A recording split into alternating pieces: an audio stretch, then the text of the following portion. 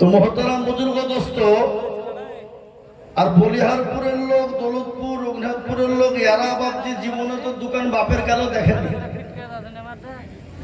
দোকান দিতে গেলে হয় এদিকে সেলিমের মোড় যেতে হবে, একটু এগিয়ে গেলে গোয়াস পাঁচরাহা, আর নয়তো ইসলামপুর।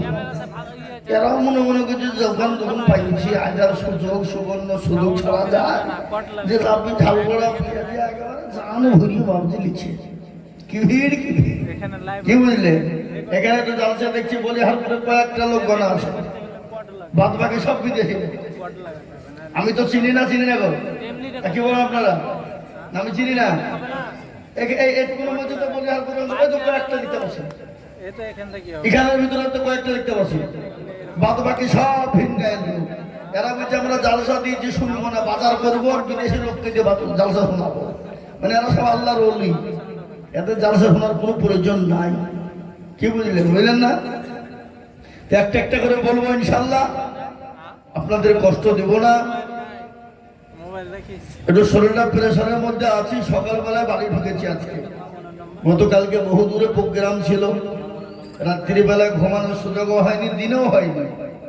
মানে আমার মাদ্রাসায় আগামী রবিবারে জালসা, এই ঘুমাতে গেলে জালসার কাজ হবে না, আর যদি ঘুমিয়ে যায় জালসার কখনোই কাজ করতে পারবো না। সন্ধ্যাবেলায় বাড়িতে ঢুকলাম, ঢুকে এখানে এসেছি। তো আস্তে আস্তে দু চারটে কথা বলি বাবাজির, আমার ভাইয়েরা। আজকে ভারতবর্ষের পরিস্থিতি, পরিকাঠামো বহুত বড় খারাপ, বিশেষ করে ওটা ওয়ার্ল্ড, ওটা পৃথিবী। তো মুসলমানদের জন্য একটা দুর্দিন, তার থেকে বড় দুর্দিনটা হলো ভারতবর্ষের জমিনে। বুঝতে পারলেন না? এটা হলো মুসলমানদের দোষে। কার দোষে? এটা আমাদের দোষে। আমরা যদি আজকে ঠিক হয়ে যেতাম তো গোটা ওয়ার্ল্ড, গোটা পৃথিবী আজকে মুসলমানদের পায়ের তলে কিন্তু লুটুপুটু খেলত। কিন্তু ভাবছি আমাদের দোষটা কি? আমাদের দোষ আছে। আল্লাহ আজকে আমাদের দোয়া কবুল কেন করেন? আবার অনেকে বলছে আরে আমাদের দোয়া নেই, কবুল হবে না, তো মৌলবীদের দোয়া তো কবুল হবে। স্বাভাবিক, এটা বলার কথা। জনসাধারণের দোয়া কবুল না হলে মৌলবীর দোয়া কবুল হওয়া তো ঠিক কিনা, ধরে বলুন। কিন্তু ভাবছি আমরা মৌলবীরেও ভেজাল। কি বলছেন? ধরে বলুন, ঠিক না বলছি? মৌলবীরাও ভেজাল। ভেজাল কেন? আমরা ভেজালে জর্জরিত হব। একজন নমাজ নাই, রোজা নাই, কুল নাই, কলমা নাই, উত্তর নাই, দক্ষিণ নাই, কিচ্ছু নাই। আল্লাহ চিনে না, রসুল চিনে না, নবী চিনে না, দিন চিনে না, কোরআন চিনে না, মসজিদ চিনে না, মাদ্রাসা চিনে না, মাকতাব চিনে না, মাখাতিব চিনে না, কোরআন চিনি না। ওর বাড়িতে মৌলবীকে দাওয়াত করছে, মৌলবীজি বলছে রব্বানা, আর আল্লাহ বলছে যে মৌলবী তোর চামড়া ধোবো না। একবারে পালিয়ার গলা পর্যন্ত ঝাললি। এ বাবা, আর একটা জিনিস বলে নি, দেখে নিন, ডাক্তারের ডাক্তার যারা হয়, ডাক্তারদের বোধের কিন্তু সিজার নাই, আর মৌলবীর বাড়িতে মিলাদ নাই। খোঁজলে দেখেন, কি কথা বলেন? মৌলবীর বাড়িতে মিলাদ হয় না, আর ডাক্তারের বোর কোনোদিন সিজার হয় না। কেন? এরা তো সবই বুঝনে বলা, বুঝলেন না? কখন কি করতে হয়, কখন কি প্রয়োজন এরা জানে, জনসাধারণ। আর আমাদের দেশে নামাজ রোজা কিছু করবে না, জীবনেও আল্লাহ চিনে না, কারো বাড়িতে মিলাদ করে একেবারে লম্বা হাত তুলি দোয়া করে দিচ্ছি, ভাবছি যাও আর গোষ্ঠী হইতে জান্নাতে ঢুকে দিচ্ছি। মনে হচ্ছে জান্নাত বাপের বাড়ি। কথা বলে না কেন? হ্যাঁ, মামার বাড়ি যে দরজা খুলবা ঢুকবো। জান্নাত অত সহজ লয় বাবা। জান্নাত আপনি আমি যে সহজে ঢুকে পড়বো অত সহজ লয়। আল্লাহর কাছে আপনাকে আমাকে হিসাব লাগবে, পাই টু পাই হিসাব দিতে হবে, অত সহজ নয়। এ মুসলমান, একটা একটা করে বলি, আজ আল্লাহ আমাদেরকে এতটাই ভালোবাসেন, কিন্তু আমরা আল্লাহ চিনি না, রসুল চিনি না। আজকে যদি আল্লাহ তার রসুলকে চিনতাম, তাহলে গোটা পৃথিবী জুড়ে মুসলমানদের কখনো দুর্দিন নেমে আসতো না। আজকে এই মুসলমানদের কারণে অমুসলিমরা, বেদিনরা আজকে ইসলামকে কুরুচিকার মন্তব্য করে। আজকে কুরুচিকার মন্তব্য কোরআনকে নিয়ে করে না? করে না? ধরে বলুন, ইসলামকে নিয়ে করে। কিন্তু আমরা যদি আজকে ঠিক হয়ে যেতাম, আজকে আমরা যদি ঠিক হয়ে যেতাম, তাহলে পৃথিবীর কারো বাপেরও বাপ ছিল না। ইসলাম এবং কোরআনকে নিয়ে তারা উল্টো পাল্টা কথা দিয়ে ইসলামকে কুরুচিকার মন্তব্য দিয়ে ছোট করে। কিন্তু কাকে দোষ দিবেন? এই যে কালী পুজো, দুর্গা পুজো গেল, আমি মানা করছি না। আজকে আমাদের মুসলমানদের ভিতরে যারা জীবনে মসজিদ চিনে না, যারা মাদ্রাসা চিনে না, মক্তব চিনে না, কোরআন চিনে না, আজকে তারা আবার নাম কুড়ানোর জন্য লাইন দিয়ে একবারে বাবজিতে সাথ ধরেছে। আছে না? ধরে বলুন। আমি মানা করছি না।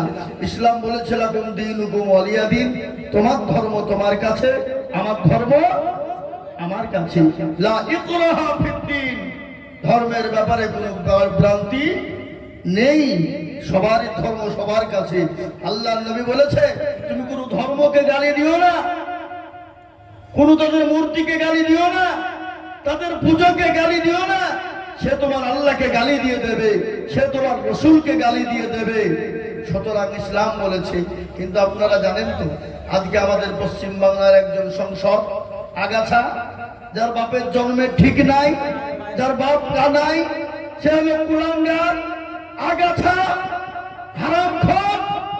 আজকে ইসলামকে নিয়ে, কোরআনকে নিয়ে কুরুচিকর মন্তব্য করে আজকে হিন্দু মুসলমান বিবাদ ঘটানোর জন্য, আজকে হিন্দু মুসলমানের যে সম্প্রীতি, যে ভালোবাসা, যে অটুট রয়েছে, এটাকে ডিভাইডেড করার জন্য, এটাকে আলাদা করার জন্য আজকে আমার পশ্চিম বাংলার একজন সংসদ, যার নাম হলো অর্জুন সিং, যার বাপ মা ঠিক নাই, যে হলো বাপের জারদ সন্তান, সে কি বলেছে জানেন?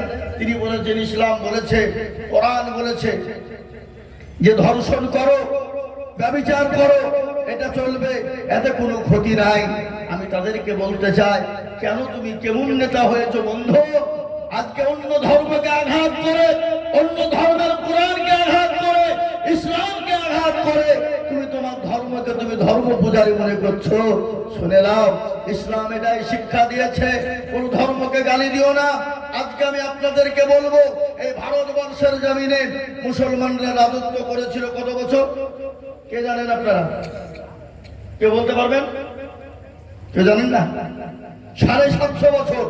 ভালো করে নোট করলেন, 750 বছর রাজত্ব করেছিল ভারতবর্ষে মুসলমানদের সম্রাট বাদশা জাহাঙ্গীর, বাদশা শাহজাহান, বাদশা গিয়াসউদ্দিন।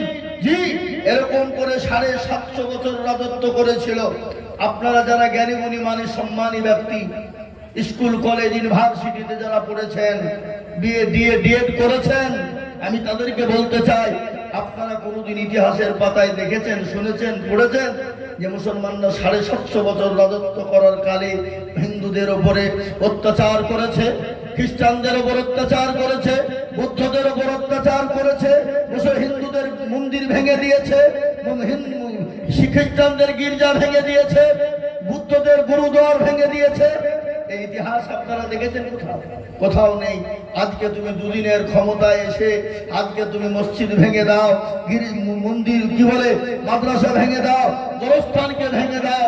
শুনে নাও, ভারতবর্ষের জমিনে যদি মুসলমানরা মনে করত কোন জাতি থব না, কোন ধর্ম থব না, কোন ধর্মে থাকতো না, কোন ধর্মের ক্ষমতা ছিল না ভারতবর্ষের জমিনে বাস করার। কিন্তু ইসলাম বলেছে না, কখনোই কারোর সঙ্গে কোন ধর্মকে গালি দিও না, কোন ধর্মের উপর আঘাত করো না। এটা কার শিক্ষা? এটা নবীজির শিক্ষা, এটা পেয়ারা নবী, দয়ার নবীর শিক্ষা।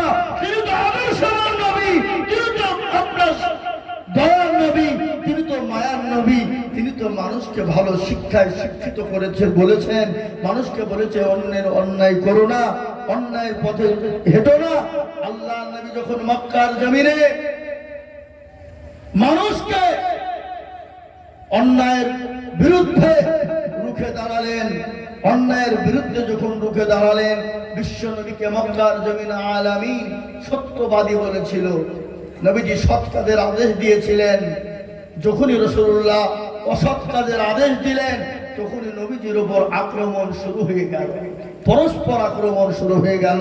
আমি আপনাদেরকে বলবো, রাসূলুল্লাহ সাল্লাল্লাহু আলাইহি ওয়াসাল্লামকে অত্যাচার করে, জুলুম করে দেশ থেকে, মক্কা থেকে মদিনায় যেতে বাধ্য করেছিল। কেন?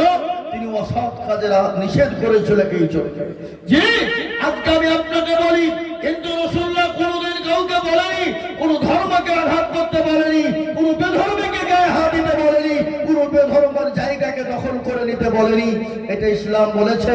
কিন্তু তোমরা আজকে মসজিদ ভেঙে, মসজিদ ভেঙে, মাদ্রাসা ভেঙে, গির্জা ভেঙে আজকে তোমরা তোমাদের ধর্ম পালন করো, এটাকে ধর্ম বলে না।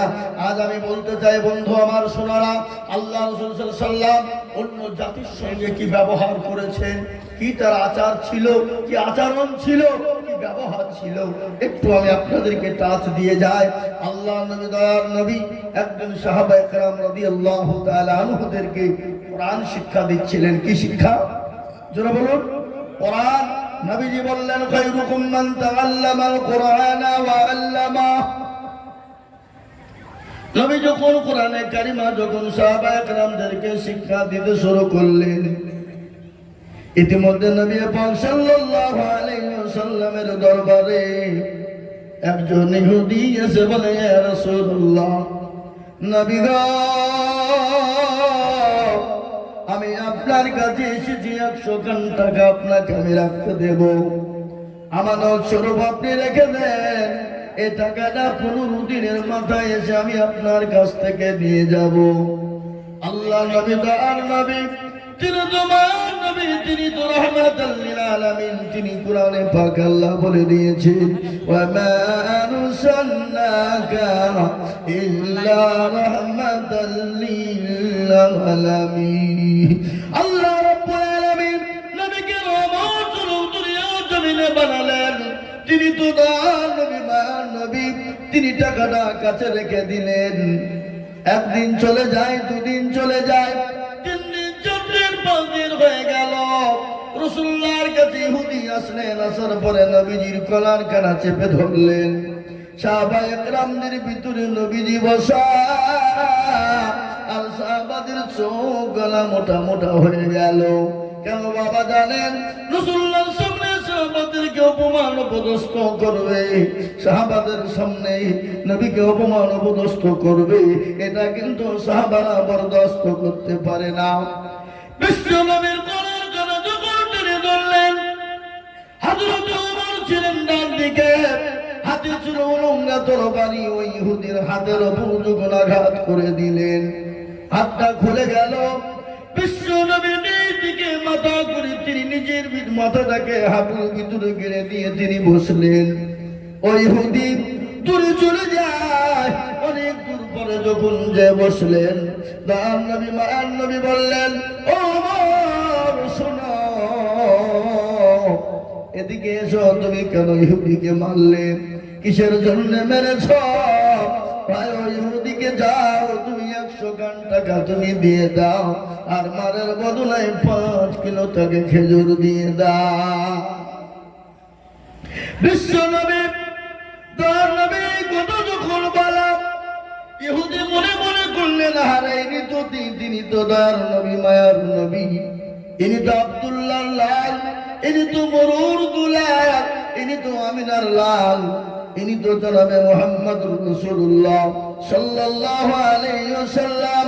বিশ্ব নবীর কাছে ইহুদি ছুটতে ছুটতে এসে বলেন, ইয়া রাসূলুল্লাহ, নবী গো, ইয়া রাসূলুল্লাহ, আপনি আমাকে ক্ষমা করে দিন, মাফ করে দিন। আল্লাহ নবীকে বললেন, ইয়া রাসূলুল্লাহ, আমি বড় অন্যায় করে ফেলেছি, বড় ভুল করে ফেলেছি।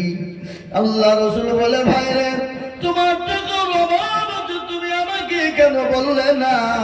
তুমি তো 15 দিনের জন্য আমানত রেখেছিলে, 5 দিন হয়ে গেল, তোমার টাকার প্রয়োজন ছিল আমার কাছে, তুমি চেয়ে নিতে পারতে, কিন্তু তুমি বলো কিসের জন্য আমার কাছে তুমি এরকম ব্যবহার করলে? ওই ইহুদি বলেন, ইয়া রাসূলুল্লাহ, ও আল্লাহর নবী, আমি আপনার উম্মত না। বলে, তুমি কার উম্মত? বলে, আমি ঈসা নবী আলাইহিস সালামের জামানার উম্মত। ওগো নবী, আমি কিতাবের ভিতরে দেখেছিলাম, তওরাত, জবর, ইনজিলের ভিতরে এমন একজন নবীর আবির্ভাব দুনিয়ার জমিনে হবে, যার চেহারা হবে অতীব সুন্দর, দেখতে অতি সুন্দর, তার চেহারা এরকম হবে, তাকে দেখতে ভালো লাগবে। মানুষ অন্যায় করলে তাকে ক্ষমা করে দিবে, মাফ করে দিবে। ওগো নবী, আপনি আমাকে ক্ষমা করে দিন, মাফ করে দিন। আল্লাহ নবী তাকে ক্ষমা করে দিলেন, মাফ করে দিলেন। ওই ইহুদি বিশ্ব নবীর হাত খানা ধরে বললেন, ইয়া রাসূলুল্লাহ, নবী গো, আপনি আমাকে কলমা পড়ে মুসলমান আপনি বানিয়ে নিন। এ মুসলমান দরদি, ইসলাম তো তোর বাড়ির দ্বারাই হয় না, ইসলামের বাড়ির দ্বারাই হয় না। ইসলাম কলমা আপনার কাউকে জবরদস্তি করা হয় না, কাউকে জোর করে কলমা বানানো হয় না, কাউকে জোর করে মুসলমান বানানো হয় না। মানুষ মানুষের সঙ্গে ইসলামের ব্যবহার, আল্লাহ নবীর ব্যবহার, সাহাবাদের ব্যবহার দেখে কাফের বেঈমান মুশরিক ইহুদির দলেরা দলে দলে কলমাওয়ালা হয়ে মুসলমান হয়ে গেছে। বাবা দলে দলে মুসলমান হয়েছে। তারা কিসের দেখে? ইসলামের আখলাক, চরিত্র, ব্যবহার দেখে, কলমার ব্যবহার দেখে। আজকে বলে মেয়েদেরকে ধর্ষণ করলে, রেপ করলে কুরআন বলেছে কোনো ক্ষতি নেই। কিন্তু একটা কথা শুনেলেন, গোটা ভারতবর্ষের দিকে লক্ষ্য করে দেখুন, আজ পর্যন্ত কোন মুসলমান ধর্ষণ করে মেরে ফেলেছে? আজকে কোন মুসলমান রেপ করে তাকে হত্যা করে দিয়েছে? আর তারা যারা বলে তারাই তো, তারা ধর্ষণ করে মেরে দিয়ে, রেপ করে মেরে দিয়ে, আজকে তাদেরকে জেল থেকে বের হলে তাদেরকে ফুলের তোড়া দিয়ে বের করানো হয়। হয় না? হয় না? যেরকম হয় না? হয় না? এটা ভারতবর্ষের ইতিহাস। আজকে ভারতবর্ষে এই যে উত্তরপ্রদেশ যোগী রাজ্যে, যেখানে জঙ্গল রাজ চলছে, যোগী আদিত্যনাথ নারায়ণ টাকলু বাবু অত জীবন ও চুল গজবে গজাবে বলে মনে হয় না। তার দেশে জঙ্গল রাজ চলছে কিরকম? আদিবাসী, দলিত, তাদের কাছে দাম নেই, তাদের মেয়েদের সঙ্গে জবরদস্তি করে ধর্ষণ করে হত্যা করে দিচ্ছে, হত্যা করে দিচ্ছে। ভারতবর্ষের জমিনে কোনো আইন নেই, আপনার ধর্ষণের কোনো বিচার নেই, তার বেলায় নেই। আর ইসলামকে নিয়ে উল্টো পাল্টা কথা। নেতা তো আমাদেরও ছিল, নেতা ছিল না কেন? নেতারা তো মুসলমান, নেতারা তো অন্যায় করেনি, তারা তো কোনোদিন ধর্ষণ করেনি, তারা তো কোনোদিন ব্যভিচার করেনি, তারা তো মানুষের অন্যায় করে জমি জায়গা লুট করেনি, তারা তো মসজিদ মাদ্রাসা ভেঙে দেয়নি, তারা তো মন্দির গির্জাকে ভাঙেনি, তারা তো গুরুদুয়ারকে ভাঙেনি। কেন? এরা হলো ইসলামের আদর্শে আদর্শিত, এরা হলো নবীর আদর্শে আদর্শিত। আর নবীর আদর্শে আদর্শিত যারা হয়, তারা কোনোদিন চুরি করতে পারে? তারা কোনোদিন মানুষকে হত্যা করতে পারে? তারা কোনোদিন ব্যভিচার, রেপ করতে পারে? তারা কোনোদিন কোনো ধর্মকে আঘাত করতে পারে? তারা কোনোদিন কোনো ধর্মের গির্জা মন্দিরকে ভেঙে দিতে পারে? কখনোই পারে না। আজকে শুনে নাও, তুমি ইসলামকে নিয়ে কুরুচিকর মন্তব্য করেছো, আল্লাহ মানুষকে ছাড় দেয় কিন্তু ছেড়ে দেয় না। বলবর সিং গজরুপড়ে মাদ্রাসে এসেছিল, বাবরি মসজিদকে সর্বপ্রথম ওই কুড়াল দিয়ে কুপিয়েছিল। সেই বলবর সিং, আল্লাহ তাকে হেদায়েত করে ভারতবর্ষের জমিনে তিনি 100টা মসজিদ তৈরি করেছেন এবং তিনি কলমাওয়ালা হয়ে মুসলমান হয়েছেন। মৃত্যুর সময় কলমা পড়তে পড়তে মারা গেছেন। আমি আপনাদেরকে বলবো, যারা ইসলামের বিরোধিতা করবে, কোরআনের বিরোধিতা করবে, মুসলমানদের বিরোধিতা করবে, আল্লাহ মানুষকে ছাড় দিবে কিন্তু ছেড়ে দিবে না। ভাই, সে কলমাওয়ালা হয়ে আপনি মুসলমান হবে, তাকে নাস্তিক বেঈমান হয়ে তাকে মার খেতে খেতে খেতে খেতে মরতে হবে। জি, মুসলমানদের নেতা ছিল না। নেতা কাকে বলে? আজকে দুদিনের পাওয়ার পেয়েছো, চেয়ার পেয়েছো, কলম পেয়েছো, মনে করছো সারা জিন্দেগি তোমার চেয়ার থাকবে না, এ চেয়ার তোমার থাকবে না। ফেরাউন ছিল না, নমরুদ, আবু জেহেল, আবু লাহাব, উতবা, সাইবা ছিল না? তারা যখন ধ্বংস হয়ে গেছে, তুমি তো সামান্য চুলের যোগ্য নয়। তুমি এই দুজনে কথা বল, এই ভাই আমার দরদি মুসলমান, তাদেরকে বলবো, শোনো আমার, তোমরা সেই চুলের যোগ্য নয়। নেতা কাকে বলে শুনে নাও। আল্লাহর নবীর আদর্শ আদর্শিত হযরত ওমর রাদিয়াল্লাহু তাআলা আনহু, তিনি যখন গভর্নর ছিলেন, অর্থ পৃথিবীর খলিফা। কিসের খলিফা?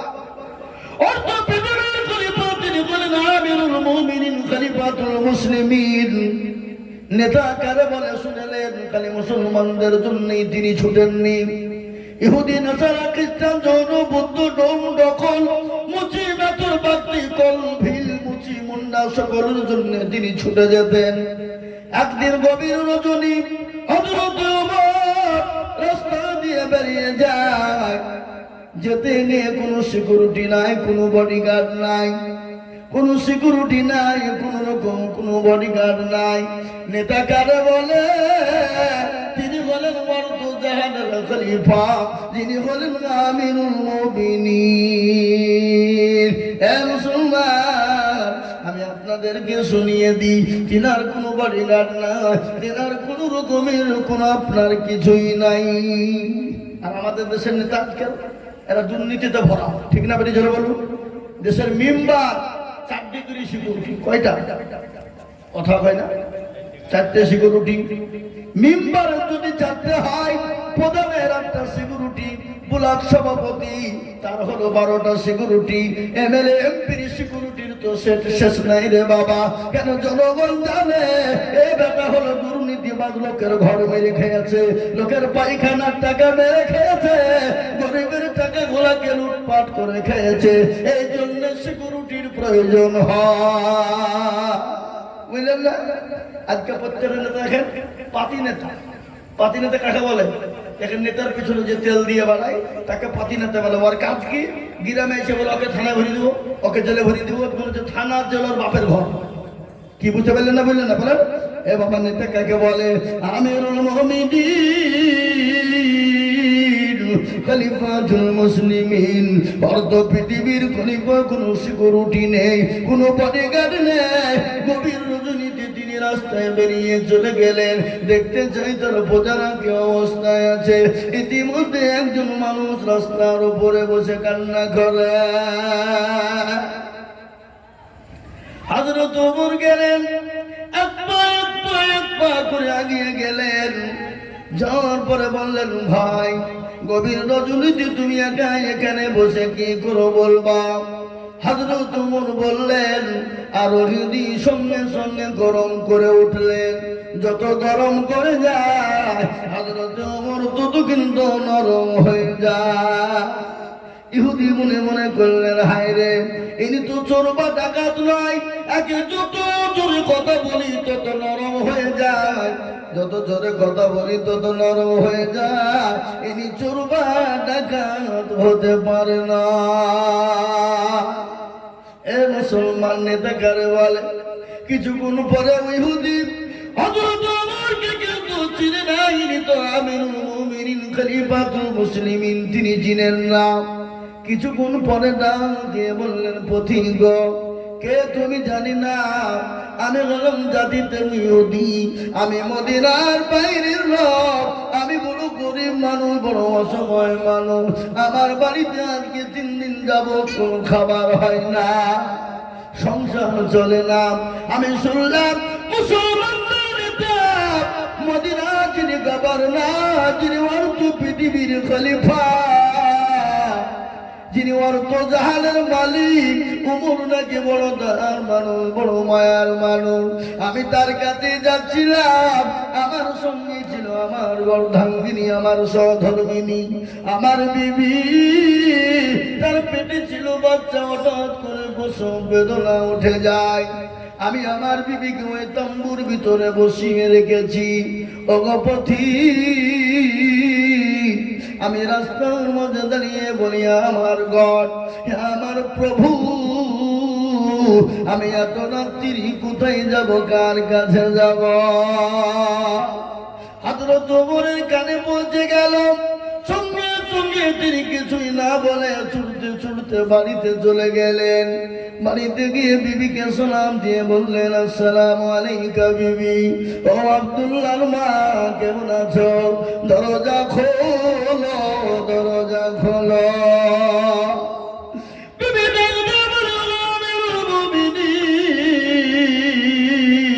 খলিফাতুল মুসলিমিন, দরজা খোলা, আপনি চলে আসুন।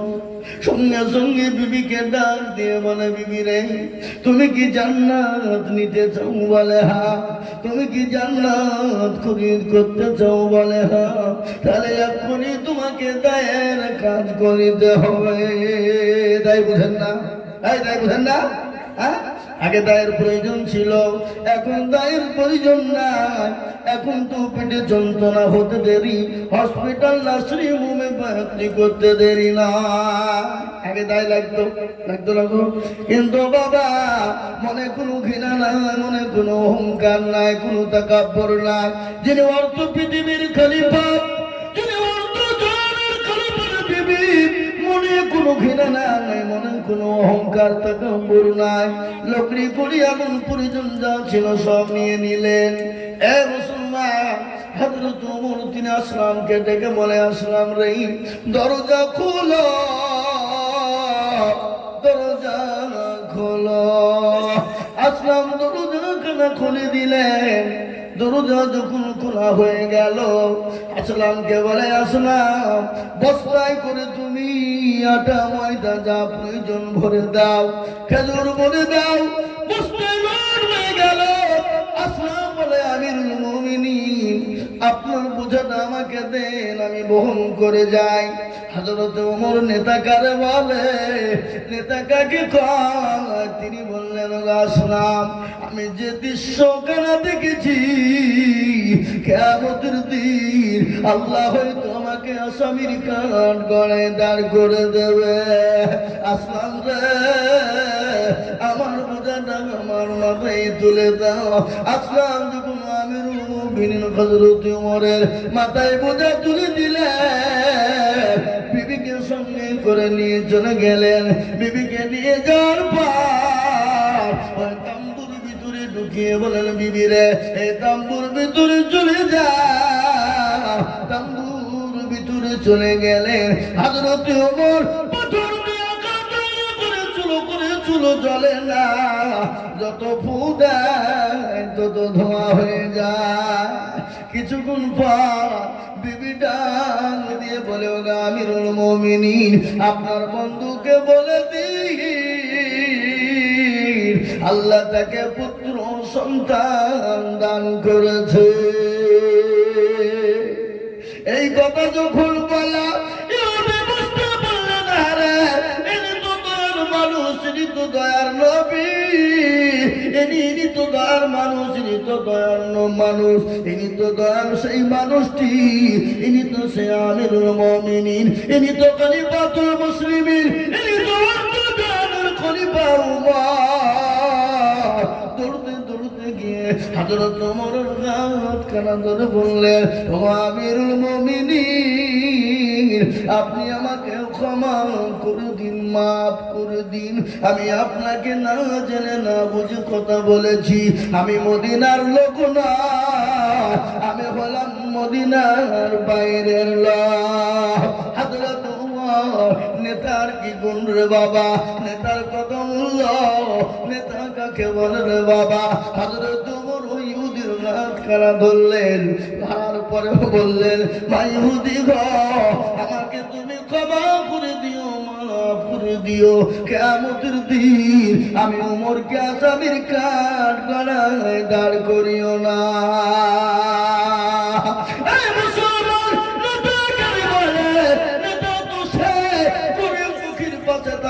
অন্য জাতির পাশে থাকবে, সংখ্যালঘুদের পাশে থাকবে, সংখ্যালঘুদের পাশে দাঁড়িয়ে সংখ্যালঘুদেরকে হেফাজত করবে। আর আমাদের দেশের নেতারা সংখ্যালঘুদের ওপর অত্যাচার করে, সংখ্যালঘুদের ধর্মের ওপর অত্যাচার করে, সংখ্যালঘুদের মসজিদ মাদ্রাসা গুলা ভেঙে দেয়।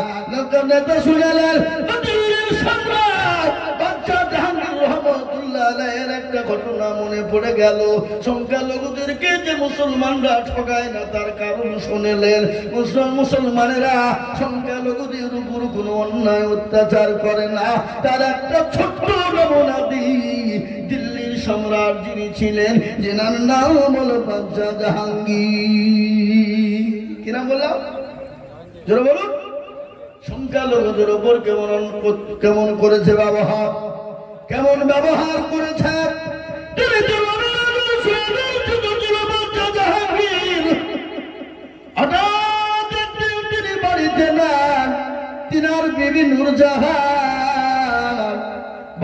বসে বসে তিনি তীর চালাইছিলেন। তীর বুঝেন না গো, এখন তো তীরের প্রয়োজন না, আগে কিন্তু তীর ছিল, ধনুক ছিল।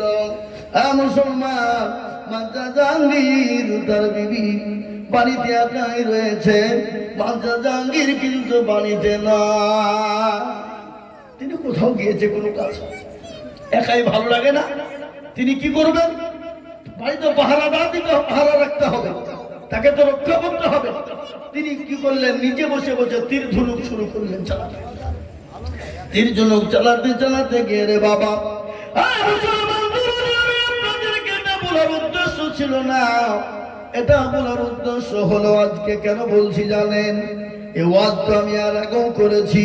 আজকে বলার উদ্দেশ্য হলো একটা, আজকে মুসলমানদের উপরে যে অত্যাচার জুলুম চলছে, নিপীড়ন চলছে, এ মুসলমান, আজকে তোমাদেরকে তাই বলতে চাই, এটা আমার বলার উদ্দেশ্য ছিল না। একটা উদ্দেশ্য হলো মুসলমানরা কেমন ভালো আর মুসলমানদের আদর্শ কেমন ভালো।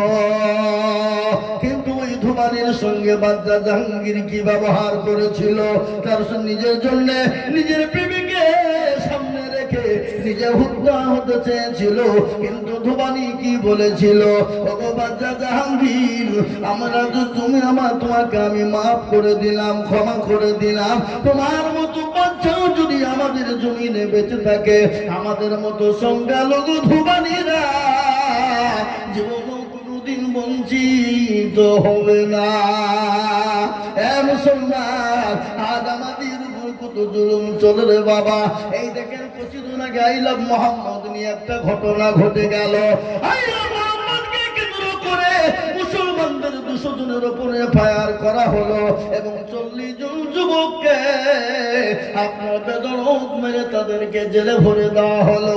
কিন্তু ওই প্রশাসনের সামনে মুসলমানরা বলেছিল, ও যুগীর প্রশাসন শুনে না, ও সরকারের প্রশাসন শুনে না, মুসলমানদেরকে মেরে মেরে শেষ করে দাও, হত্যা করে দাও।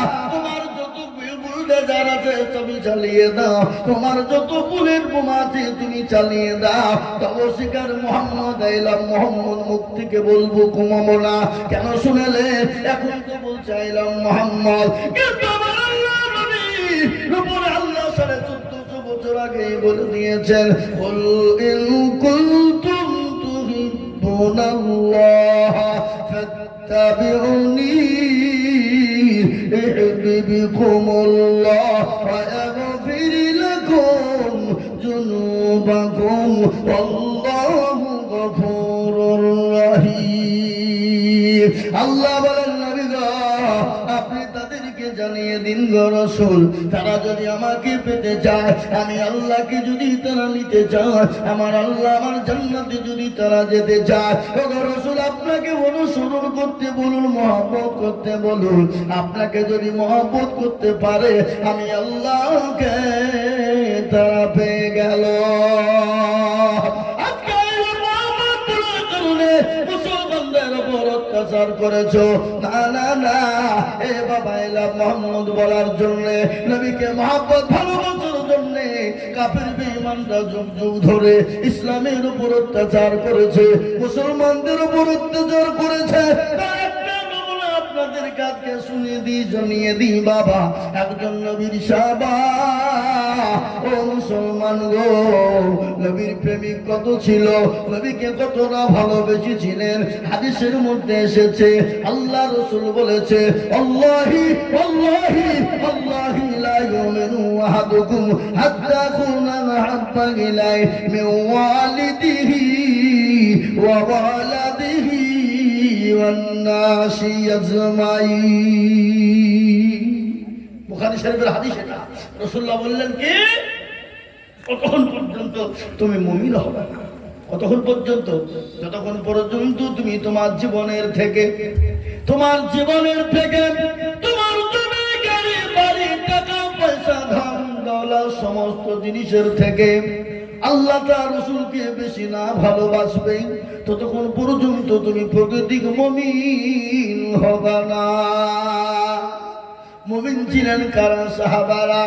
নবীকে কতটা ভালোবেসেছিলেন, রাসূলকে কতটা ভালোবেসেছিলেন, কতটা নবীর জন্য তারা আপনার আগ্রহ ছিল, এমনকি নিজের জীবন পর্যন্ত সাহাবারা দিয়ে দিয়েছেন।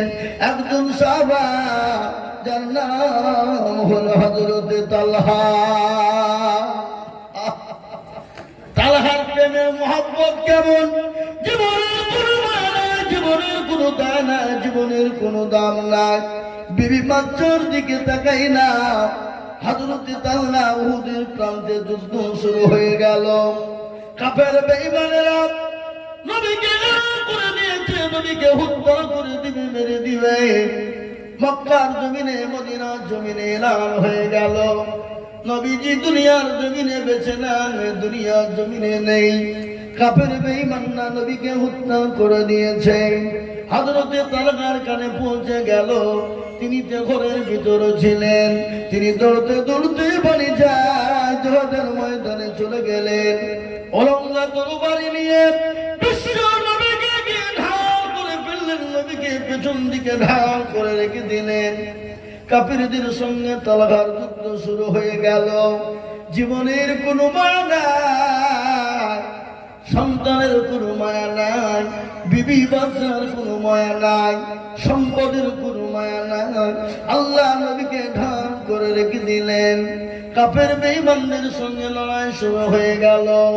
আল্লাহ নবীর সাহাবা হযরত আব্দুর রহমান ইবনে আউফ তিনি বলছেন, আমার ভাই তালহা জিহাদ করতে করতে একটা নয়, দুটো নয়, ৭১টা তীর হযরতে তালহার শরীরে লেগে গেল।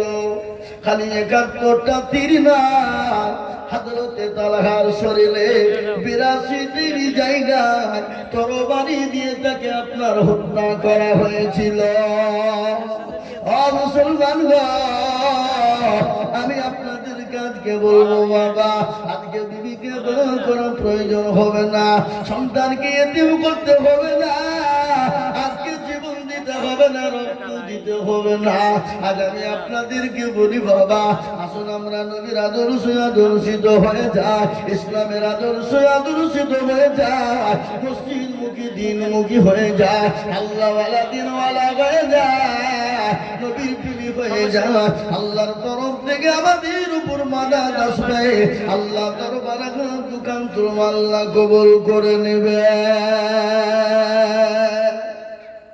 আমাদেরকে বিবি বাচ্চা ব্যবহার করতে হবে, জীবন দিতে হবে না, রক্ত দিতে হবে না। আমাদেরকে তো মহব্বত করতে হবে, কাকে? রাসূলুল্লাহকে। মহব্বত করতে হবে কাকে?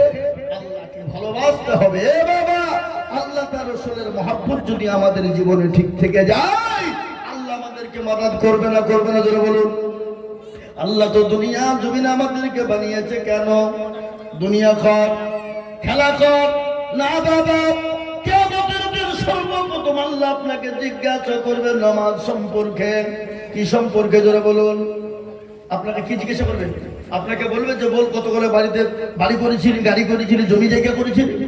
না, আপনাকে সর্বপ্রথম জিজ্ঞাসা করা হবে নামাজ, নামাজ, নামাজ, নামাজ। আমাদের দেশের মা বোনেরা ভাত রান্না করে, করে না? করে না? কিন্তু হাড়ির একটা ভাত টিপলেই তো বুঝতে পারে, পারে কিনা যে ভাত হয়েছে কিনা। কিন্তু আল্লাহ যে আপনাকে আমাকে প্রশ্ন করবে সর্বপ্রথম নামাজ সম্পর্কে।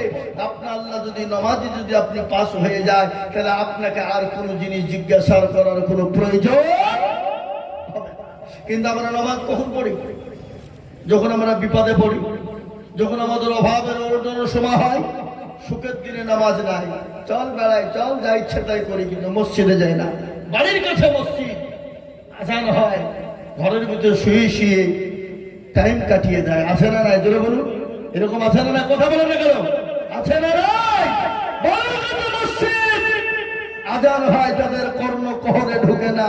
হাইয়া আলাস সালাহ, হাইয়া আলাল ফালাহ। আর আমরা বলি আমরা পারলাম না, ইমাম আর মুয়াজ্জিন তারা দুজনেই চালা। আল্লাহর কাছে যেতে হবে।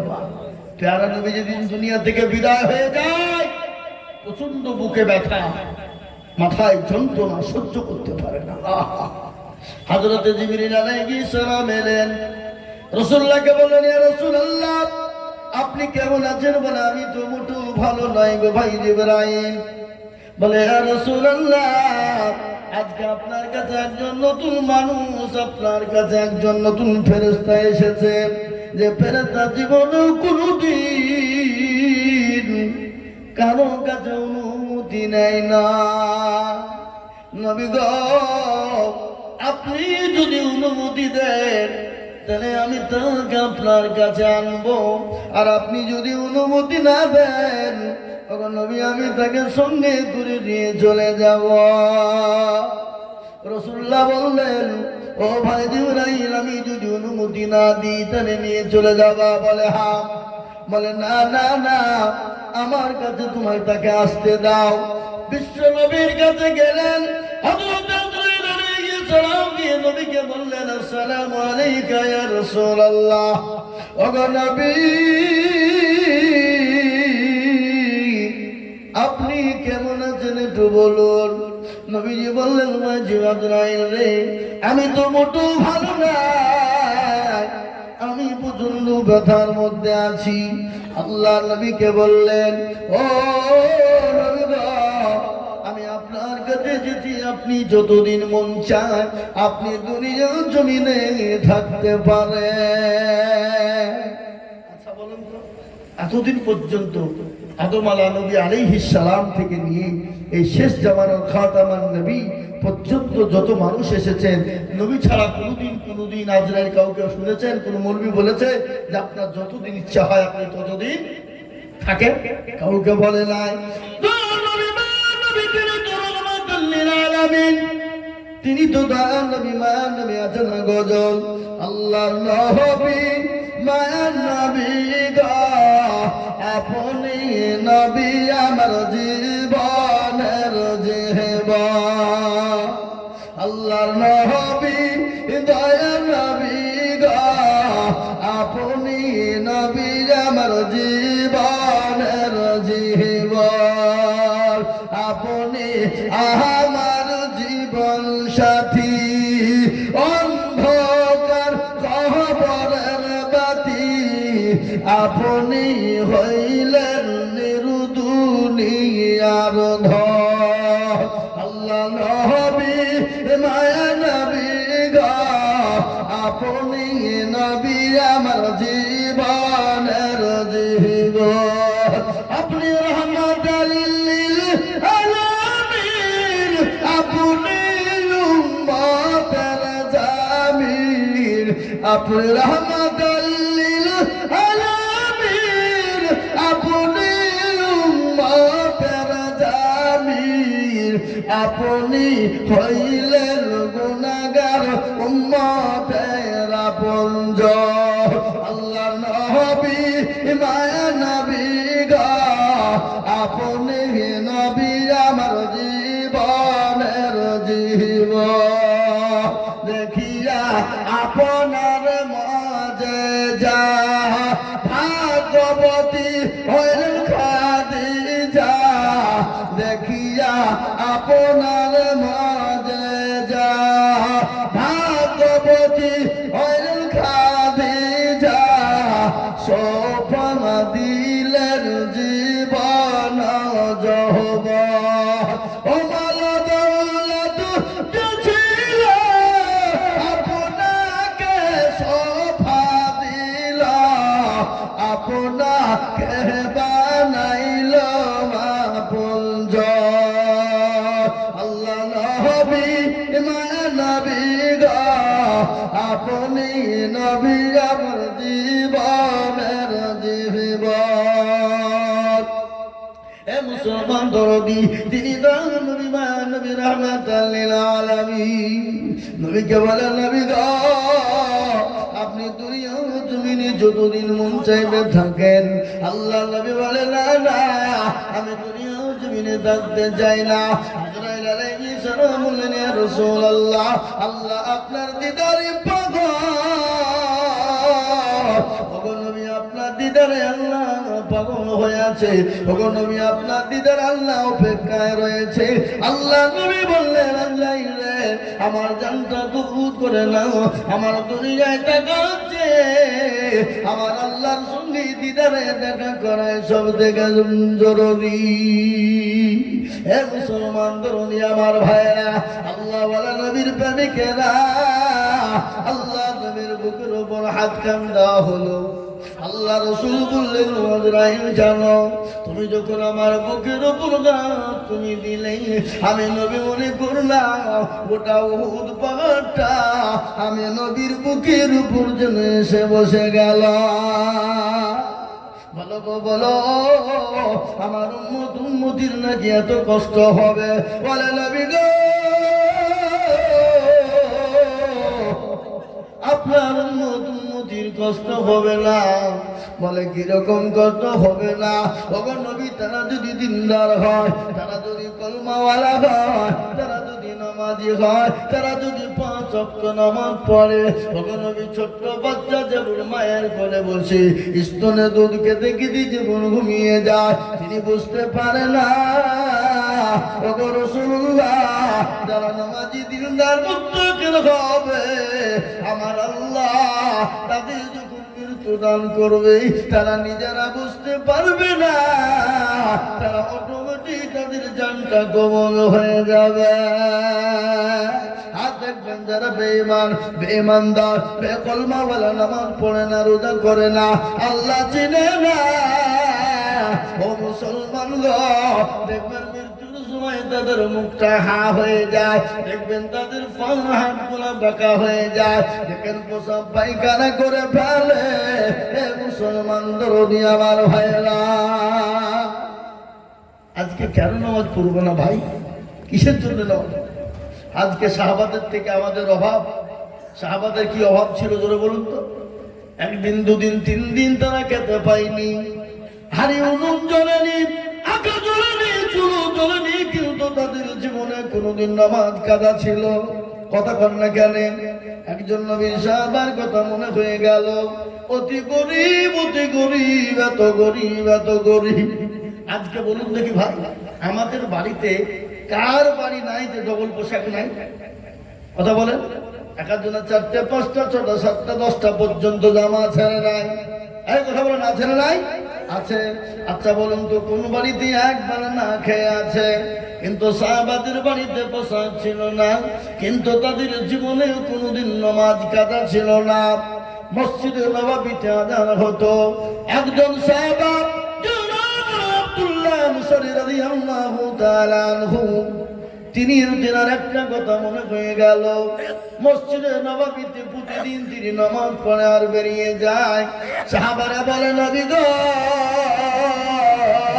ইয়া রাসূলুল্লাহ, আপনার অমুক সাহাবা সে কি বেদিন হয়ে গেল, সে কি মুশরিক হয়ে গেল গো নবী?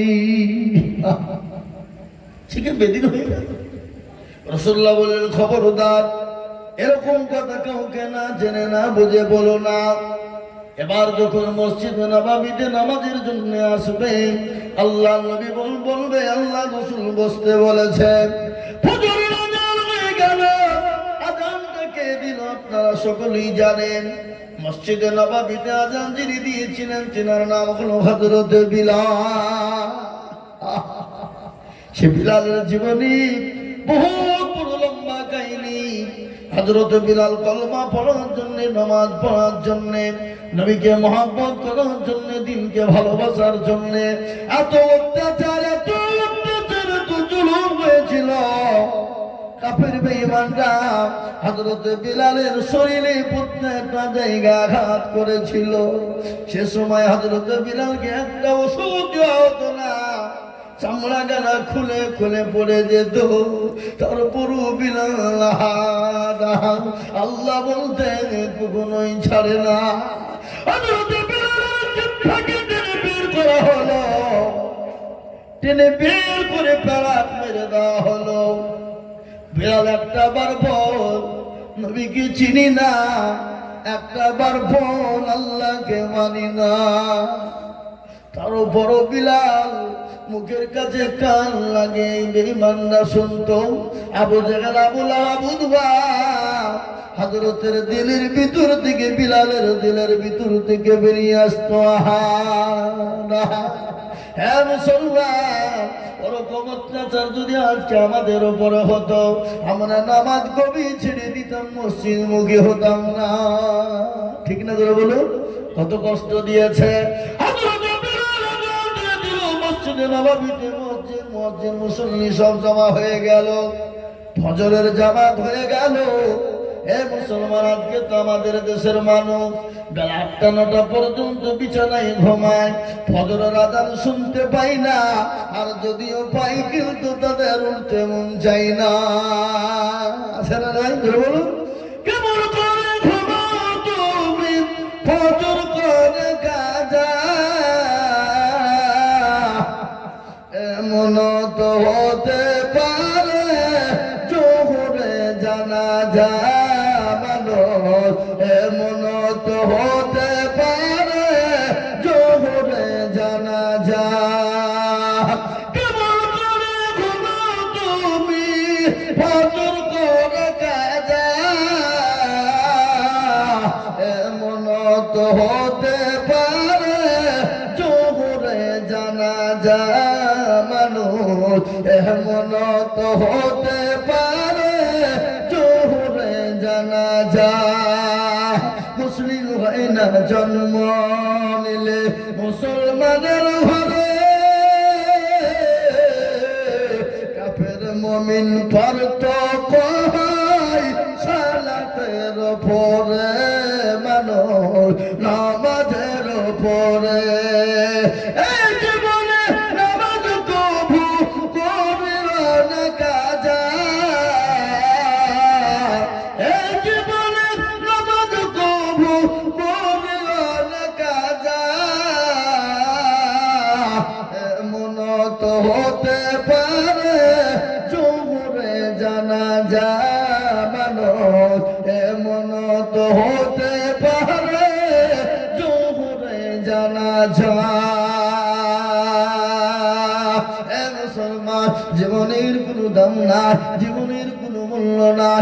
আজ আজকাল চলে যাব, বাড়িতে চলে গেলাম, ঘুমিয়ে গেলাম, চোখ দুটো যদি খুলে যায় তবে তো ইহকাল, আর চোখ দুটো যদি বন্ধ হয়ে যায় তো পরকাল। এ বাবা,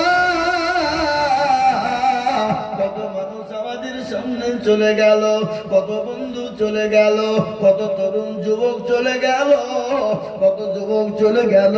কত রমজান মাসের একটা ঘটনা। এ বাবা, সন্তান কিন্তু কেরালাতে 3 বছর ধরে কাজ করে, কর্ম করে, মা প্রতিদিন ডাকায়, রে বেটা আমি তোর চেহারা কান এক মাস দেখবো রে বেটা, ও বেটা আমি যে তোর মা জন্ম দুঃখিনী, আরে বেটা 27 দিন হয়ে গেল, ঈদের নামাজের টাইম হয়ে আসবে, মাকে কল দিয়ে বলে, মা গো আমি তো বাড়ি চলে আসছি, আমি এখন বহরমপুর ঢুকে গেলাম, ও মা একসঙ্গে সেহরি খাবো। এই বলে যখন কথা বলে বাবা, মা কিন্তু ডাক দিয়ে বললে, দেখি ঘড়ি দেখি, মা আনন্দ করে রান্না করেছে, সন্তান খাবে বাবা। টাইম শেষ হয়ে যায়, খাবার টাইম শেষ হয়ে যায়, কিছুক্ষণ পরে খাওয়া দাওয়া করে সবাই ঘুমিয়ে গেছে, বাপ ভাই বোন আত্মীয় স্বজন ঘুমিয়ে গেছে। মা কিন্তু যায় না, আমাদের পার্টিতে বসে বসে সন্তানের জন্য দোয়া করে। মায়ের ভিতর কিন্তু বড় খারাপ, মন ভালো না, মায়ের ঘুম হয় না। কিছুক্ষণ পরে আপনার ফোন আসছে, কিড়িং কিড়িং, কে গো? বলে, চাচি এ মোবাইলটা রাস্তার ধারে পড়েছিল, গাড়ি একটা অ্যাক্সিডেন্ট হয়ে গেছে, সারি সারি লাশ পড়ে আছে, জানি না এর ভিতরে আপনার সন্তান আছে কিনা। মা বুঝতে পেরেছে, আমার কলিজা সন্তান কোন বইয়ের দুনিয়ার জমিনে বেঁচে না। স্বামীকে ডাকলেন, ছেলে মেয়েকে ডাকলেন, সবাই ধরে ধরে উঠলো, তাড়াতাড়ি করে অ্যাম্বুলেন্স নিয়ে চলে গেল। বাবা রাতে বসতে এক পরে এক লাশের মুখ কান উপরে উঠে দেখে, মুখ ঢাকা আছে, বেটা না। শেষ লাশের দিকে কাপড়খানা তুলে দেখে কলিজার টুকরা সন্তান এহ জগতে আর বেঁচে না। বেটা মা বাপুল বাপরে বেটা রে, আজ 3টি বছর তোর চেহারা কান দেখিনি রে বেটা। ও বেটা আলী, কিন্তু জীবনে লাশে ফিরে আলি। মা পাগল হয়ে গেছে, অ্যাম্বুলেন্সে লাশ নিয়ে বাড়িতে ঢুকে মা বলছে কার কপাল ফুলল রে। কিছুক্ষণ পরে দেখে নিজের পরিচার সন্তান। আমি বলবো ও মুসলমান, শুনেলেন জীবনের কোনো মূল্য নাই, জীবনের কোনো দাম নাই। আজ আছি কাল চলে যাব, কিন্তু বাবা আপনার আমার জন্য আসল কাজ হলো নামাজ, আপনার আমার জন্য আসল কাজ হলো নামাজ। আরে নামাজ মানুষকে খারাপি বললে রাত নিয়ে অত্যাচার চলুন নোংরামি বাটপারি চিটারি থেকে বাঁচাতে পারে নামাজ। আল্লাহর কোরআন বলেছে ইন্না সলাতা তানহা আনিল ফাহশাই ওয়াল মুনকার। আল্লাহ বললেন মানুষকে চতুর্দিক থেকে হেফাজত করবে নামাজ নামাজ। তাই তো সে সাহাবাদের নামাজের কথা বলছিলাম। হযরত বিলালের আযান হয়ে গেল মসজিদে নববীতে, সমস্ত সাহাবারা হাজির হয়ে গেলে আল্লাহ নবী বলেছিলেন আব্দুল্লাহ আনসারীকে যেতে দিও না বলে বসবে। আব্দুল্লাহ আনসারী বসে গেলেন বিশ্ব নবীর দরবারে, সাহাবায়ে কেরাম তার কাছে বসে গেলেন। আল্লাহ নবী সাহাবাদের সামনে বললেন আব্দুল্লাহ, ও আব্দুল্লাহ আনসারী বলো তুমি কেন কোরআনের মজলিসে বসো না? বলে নবী গো,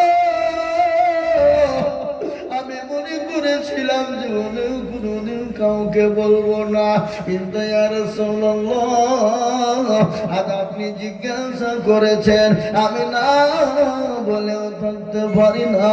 বলে কি হয়েছে একটু বলবা? বলে ইয়া রাসূলুল্লাহ আমি আপনার পেছনে মসজিদে নববীতে জামাতে নামাজ পড়ে আমি সঙ্গে সঙ্গে বাড়ি কেন চলে যাই? বলে কেন চলে যাও? বলে নবী গো, আমার বাড়িতে দ্বিতীয় কোনো কাপড় নাই গো নবী। ওগো রাসূল,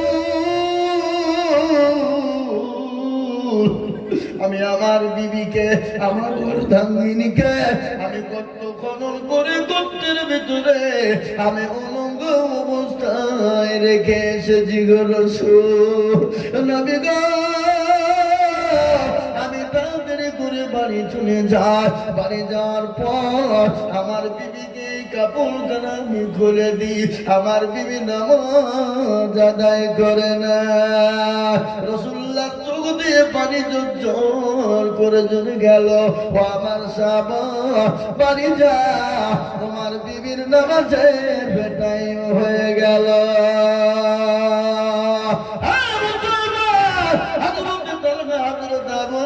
তিনি বাড়ি চলে গেলেন। আব্দুল্লাহ আনসারী বাড়িতে গেলেন, বিবিকে বললেন বিবি রে দরজা খোলো। বিবি বলেন স্বামী গো, আপনার দেরি হয়ে গেল কেন? আমার নামাজ বেটাইম হয়ে গেল, আমি কিয়ামতের দিন আমি আল্লাহর কাছে কি জবাব দিব গো স্বামী? আপনার দেরি হয়ে গেল কেন? স্বামী বলে বিবি রে, আমি মনে করেছিলাম জীবনেও কোনোদিন কাউকে জানাবো না, আমি আমার বিবি জানবে আর আমার আল্লাহ ছাড়া তৃতীয় চতুর্থ কাউকে জানাবো না। ও বিবি, আজকে রাসূলুল্লাহ জেনে নিয়েছেন, সাহাবারা জেনে নিয়েছে। ও বিবি, আজকে আমাদের অভাবের অনটনের কথা জেনে নিয়েছে, এই জন্যই দেরি হয়ে গেল। স্বামী স্ত্রীতে আল্লাহর কাছে দোয়া করে বাবা। এদিকে রাসূলুল্লাহ ডাক দিয়ে বললেন, ও সাহাবারা, যাও বাইতুল মাল থেকে কিছু মাল নিয়ে গিয়ে তুমি তাকে দাও, তাকে কাপড় চোপড় দাও। বাড়িতে গিয়ে সালাম দিল, সালামের কোনো রকম কোনো উত্তর নাই। দরজা খুলে দেখে আল্লাহর দুইজন বান্দা বান্দি, তারা আল্লাহর মেহমান হয়ে আল্লাহর জান্নাতে তারা চলে গেছে। এই ছিল তাদের জীবন, এই ছিল তাদের জীবন। তারা নামাজ কোনোদিন কাজা করেনি, অর্থ ছিল ছিল না, কাপড় ছিল না, পোশাক ছিল না, খাবার ছিল না, গাড়ি বাড়ি ছিল না, সম্পদ ছিল না, কিন্তু আল্লাহর নাম থেকে তারা দূরে সরে যায়নি। আর না থাকার কারণে আল্লাহ তাদের জন্য জান্নাতকে খুলে দিয়েছে। তাই আমি আপনাদেরকে বলবো, ও বাবা, দুনিয়া করবেন করুন, বাধা নাই, কিন্তু আল্লাহর নামাজ ছেড়ে আপনারা দেবেন না, আল্লাহর কোরআন থেকে বঞ্চিত হবেন না, আল্লাহর ঘর মসজিদ থেকে বঞ্চিত হবেন না, আল্লাহর দিনকে আঁকড়ে ধরবে। দুনিয়াতে শান্তি, কবরেতে শান্তি, পরকালেও শান্তি। কবর বড় কঠিন বাবা, আমি আপনাদেরকে শোনাবো আল্লাহ নবী বিশ্ব নবীর বিবি মা খাদিজার ঘটনা। হযরতে মা খাদিজা কবর সম্পর্কে কি বলেছে এটা আমি আপনাদেরকে শোনাবো, কিন্তু তার আগে বলবো বাবা, এটা হলো ঈদগাহের উন্নতিকল্পে জালসা। আমি আপনাদের কাছে একবার হাদিস পড়েছি, রাসূলুল্লাহ বলেছেন, মান বানা লিল্লাহি মাসজিদান বানাল্লাহু লাহু বাইতান ফিল জান্নাহ। আমার রাসূল বলে গেলে, যারা দুনিয়া জমিনে মসজিদ বানিয়ে দেবে, ঈদগাহ বানিয়ে দেবে, আল্লাহ তার কিয়ামতের দিন জান্নাতের ভিতরে জায়গা করে দেবে। খালি জায়গা নেই বাবা,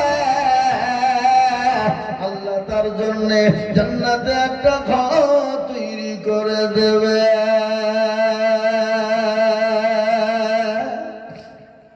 আমরা তো জান্নাত যেতে চাই, আমরা তো জান্নাত নিতে চাই, তাই তো তুমি বলে আল্লাহ বড়, আল্লাহ বড়।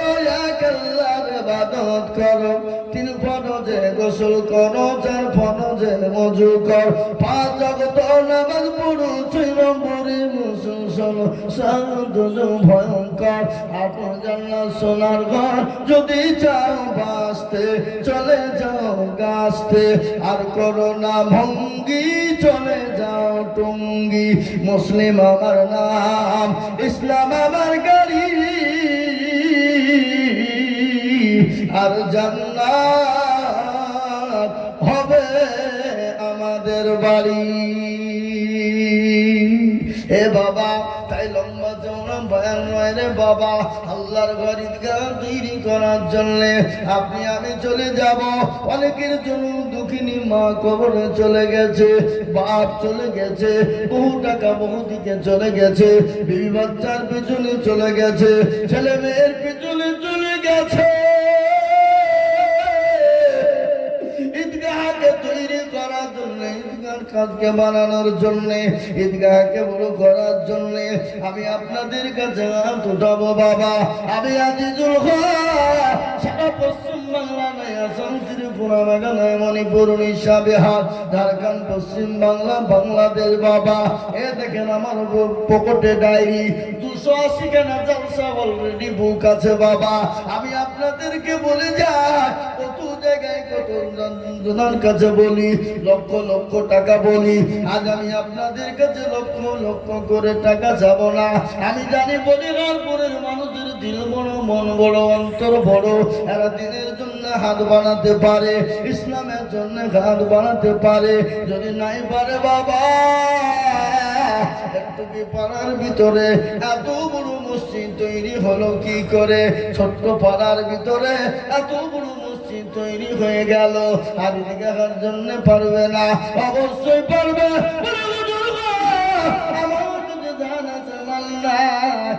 হুজুর আমি পরে দিয়ে দেব, অল্প অল্প করে দিয়ে দেব ইনশাআল্লাহ। আমি মাত্র 10,000 করে টাকা আমি এই বলিরামপুরের মাটিতে আল্লাহর প্যারা বান্দাদেরকে বলবো, বলে হুজুর গো আমার কাছে জান আছে মাল্লা।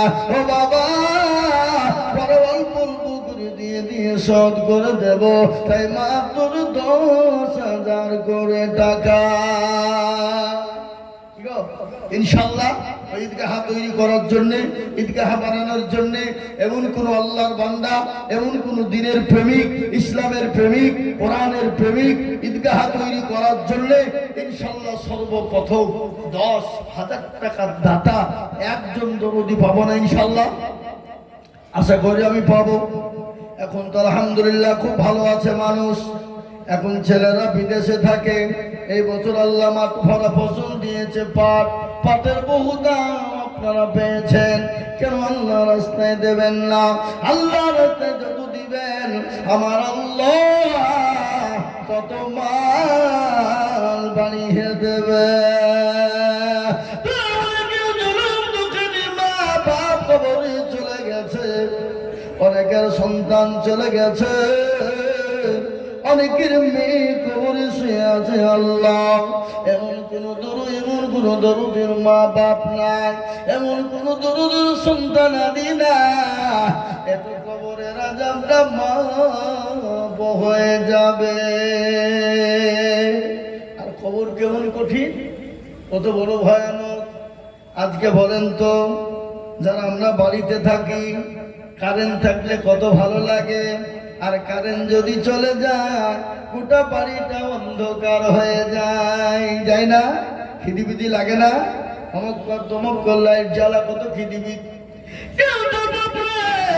এই কবর বড় কঠিন রে বাবা। আল্লাহ নবী, বিশ্ব নবী বিবি মা খাদিজার কবরের একটা ঘটনা। রাসূলুল্লাহ 3 দিন পরে হঠাৎ করে মা খাদিজার বাড়িতে প্রবেশ করলেন, গৃহে প্রবেশ করলেন। মা খাদিজাকে সালাম দিলেন। নবীজি লক্ষ্য করে দেখলেন মা খাদিজা চোখে দিয়ে পানি ঝরে যায়, ঝরঝর করে পানি ঝরে যাচ্ছে। রাসূলুল্লাহ বললেন, খাদিজা রে, তুমি কান্না করো কেন? তোমার চোখে কেন পানি? একটু দয়া করে মেহেরবানি করে একটু বলবে। মা খাদিজা বললেন, নবী গো, আমি কেন কান্না করি আপনি জানেন?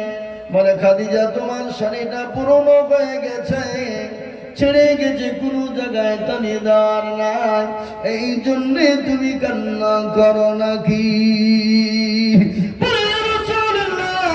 আমার শাড়িটা পুরনো হয়ে গেছে, ছেড়ে গেছে, তানি দেওয়ার জন্য নয়। বলে, কেন কান্না করো বলো? বলে, নবী গো, আমি কেন কান্না করি আপনি শোনেন। বলে, খাদিজা রে, তোমার বাড়িতে 3 দিন কোনো আঁকা জ্বলেনি, এই জন্য কান্না করো না। খাদিজা বলেন, নবী গো, আমি তো আপনাকে 40 বছর তুলে দিয়েছিলাম, কোনদিন আপনাকে জিজ্ঞাসা করিনি গো নবী, কোন পথে খরচ করলেন? আজ আমি আপনাদেরকে বলবো বাবা, ও আল্লাহর গোলাম, নবীর উম্মতের দলেরা, ও আল্লাহ ওয়ালারা, আল্লাহু আকবার ঈদগাহ তৈরি করার জন্য মাত্র 10,000 করে টাকা দেখতে চাই। আমার মনে হয় বলিহারপুরের মাটিতে 10,000 টাকা দেওয়ার লোক মনে হয় একটাও নয়। হ্যাঁ, আছে না নাই? কথা বলেন। এবার আমি আপনাদেরকে বলি, ঈদগাহ তৈরি করার জন্য, ঈদগাহের জন্য মাত্র 10,000 টাকা একটা লোক পারবে না? বলে, হুজুর আমার কাছে জান আছে, মাল নাই। আমার কাছে জান আছে, মাল নাই, আমি অল্প অল্প করে দিয়ে 1 বছরের মধ্যে শোধ করে দিব। যদি আপনাদের কাছে 10,000 টাকা যদি কষ্ট হয়ে যায়, 10,000 টাকা যদি ভারী হয়ে যায়, আমি একেবারে বলবো বাবা 10,000 দিতে হবে না, মাত্র 5,000 করে টাকা আমি আপনাদের কাছে দেখতে চাই, তো বলুন। আর বলিহারপুরের লোক এখানে মজলিসে নাই? হ্যাঁ, ওই আগো, এ তো যে কোনো লোক সব তো বিদেশি দেখছে, এদেশের লোক কই? এরা মনে করছে যে আমরা পরের টাকা দিয়ে ঈদগাহ করবো। হ্যাঁ, পরের টাকা দিয়ে ঈদগাহ করবো? এ বাবা না, আসুন আমি আপনাদের কাছে কমিয়ে দিলাম, 10,000 টাকা নয়, ইনশাল্লাহ যাতে করে আপনারা সবাই দিতে পারেন, আমি অল্প অল্প করে দিলাম 5,000, 2,000, 5,000, 2,000, 1,000 করে টাকা আল্লাহর ঘরের জন্য দেবে। আপনি আমি চলে যাব কিয়ামতের দিন, ওই ঈদগাহ মসজিদ আপনাকে সাক্ষী দিয়ে জান্নাতে নিয়ে যাবে। আর আমরা তো তো সেই মুসলমান। কোন মুসলমান গো? কোন মুসলমান জীবনের জন্য জীবন ঝুঁকি রেখে ইসলামের জন্য জান মাল উজাড় করে দাও মুসলমান আমরা আছি কিনা জোরে বলুন। এ দেখেন আল্লাহর বান্দা 1000 দেখেনলেন, আল্লাহু আকবার। আল্লাহর বান্দা এ দেখেন তিনি 1000 টাকা দিয়ে চলল।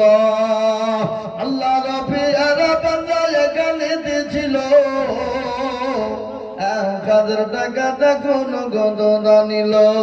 আর দোয়া করি আমি বান্দা যে তোমার ক্ষমা করে দিও তুমি জিন্দেগিটা তার গফারো তুমি গফাকবারি জানে তেনে কৃপা করে দিও ভারী। এখানে আছেন, এখানে আছেন।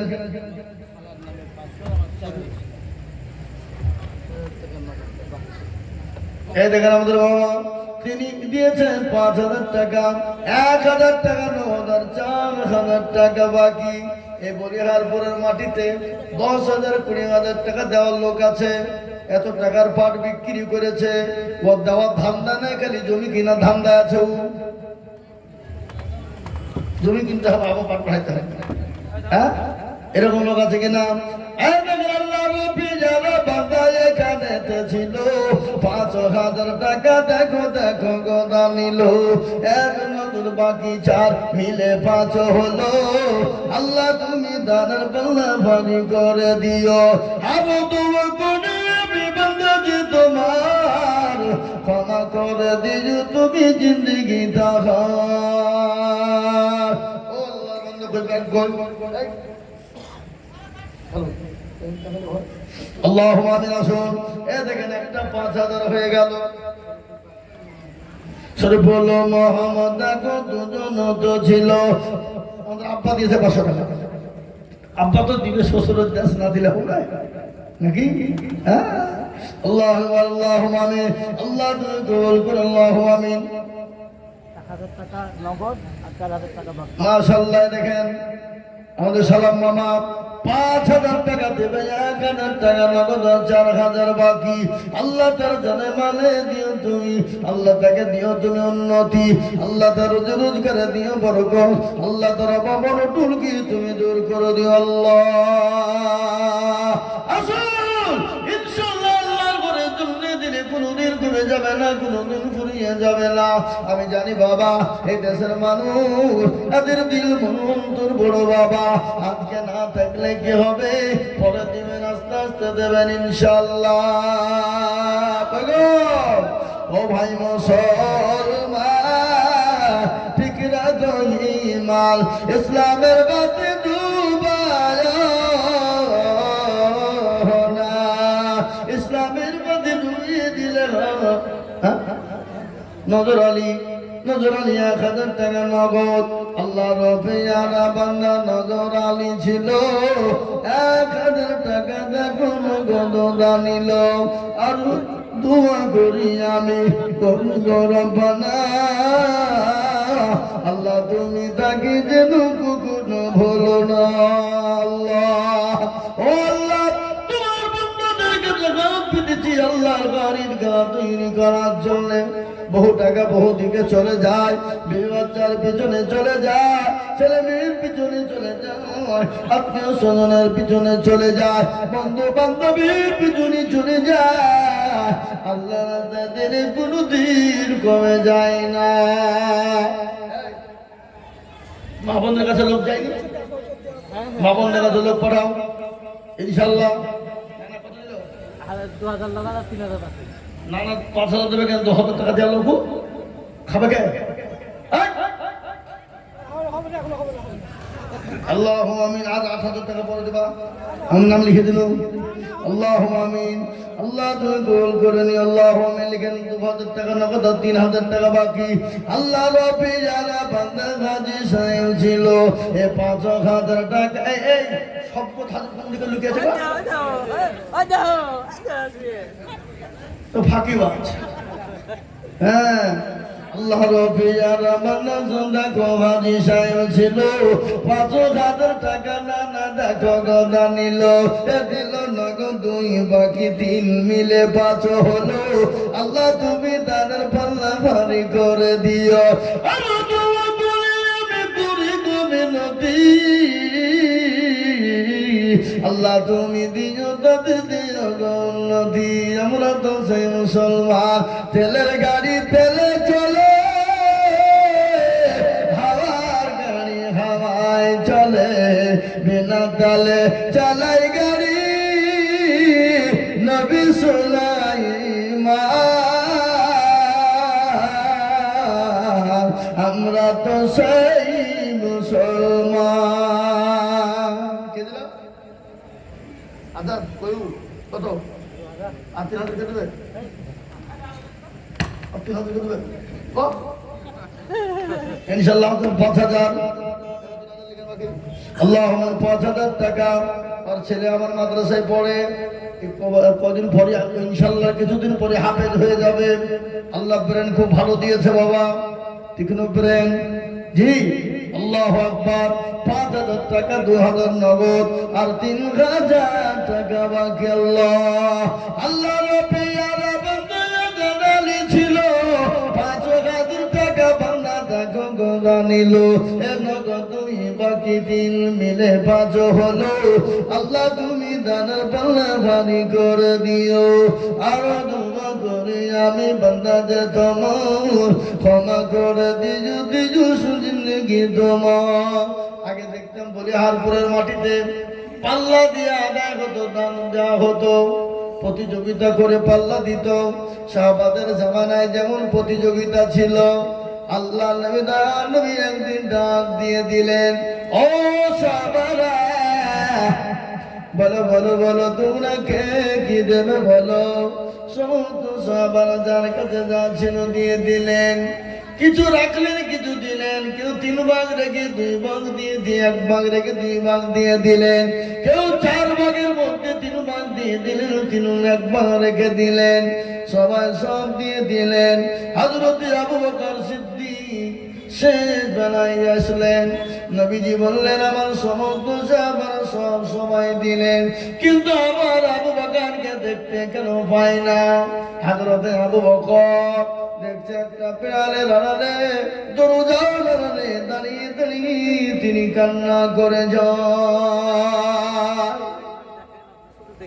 রাসূল বলেন সমস্ত সাহাবাদেরকে দেখলাম কিন্তু আমি আবু বকরকে আমি দেখতে পাইলাম দেখছে দরজার কাছে দাঁড়িয়ে তিনি কান্না করছেন নবীজি বললেন আবু বকর এখানে এসো হযরত আবু বকরের কাছে যা যাবতীয় ছিল সমস্ত ইসলামের জন্য দিয়ে দিলেন নবী বললেন আবু বকর তোমার হাতে যা মাল আছে ওই মালগুলো তুমি এই মালের উপর ফেলে দাও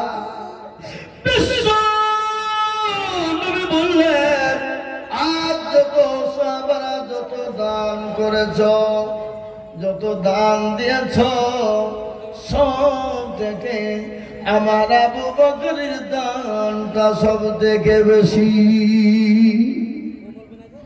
সাহাবারা বললেন ইয়ে বাকি কথা হলো আমি এত দিলাম এত ধুলাম ও বলছে আমি এত দিলাম অত দিলাম ও বলছে আমি এই দিলাম ওই ধুলাম তারপরে আবু বকর সামান্যতম মাল দিয়ে জ্বর দামটা বেশি হয়ে গেল আল্লাহ নবী বুঝতে পারলেন বিশ্ব নবী বললেন এসো তুমি মাল কতটা দিয়েছো আর কতটা রেখেছ বলে নবী গো আমি 4 ভাগ করে মাল আমি 1 ভাগ রেখেছি গো নবী আর 3 ভাগ ইসলামের জন্য মিলিয়ে দিয়েছি রাসূলুল্লাহ সাহাবাকে বললেন ও সাহাবা তুমি কতটা রেখেছো আর কতটা দিয়েছো অনেকে বললো এই রেখেছি এই দিয়েছি কে বলছে এতটা রেখে 10,000 দিয়ে দিলাম 10 মুসলমান বাড়ি থেকে আসছে মানে পালাচ্ছে আর আসবে না হ্যাঁ 10,000 তো দিবি। আল্লাহু আকবার। এ মুসলমান দরদি, সমস্ত সাহাবাদের ভিতরে আলোচনা শুরু হয়ে গেল। সমস্ত সাহাবারা বললেন আমি এই দিলাম এই তুলাম। নবীজি শেষমে জিজ্ঞাসা করলেন আবু বকর তুমি কি দিয়েছ আর কি রেখেছ? বড় মামা দিয়েছে গো, এটা কেন আমার বড় মামা আলহাজ মহরম আলী তিনি 1,000 টাকা নগদ। ও আল্লাহ তার জানে মালে বরকত দাও আল্লাহ, সব শরীরকে সুস্থ রাখো আল্লাহ।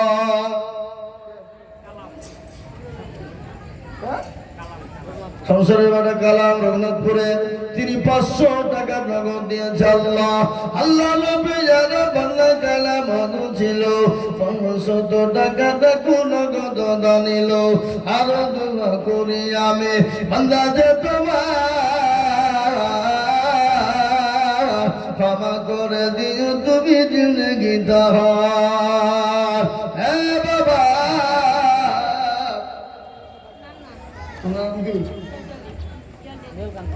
ইয়াদ আলী ইয়াদ আলী তিনি 600 টাকা দিয়েছেন। আল্লাহ রাব্বি জানা বাংলা কথাই বসেছিল এ নগদ 600 টাকা পাঠিয়ে যে দিল। ইয়াদ দোয়া করি আমি করি গরম ক্ষমা করে দিও তুমি জিন্দগির গুনাহ। এই যত রোগ বড় বিরোগ ভগবানি আমি জানি তিনি কে বাংলা করে দিও ভারী।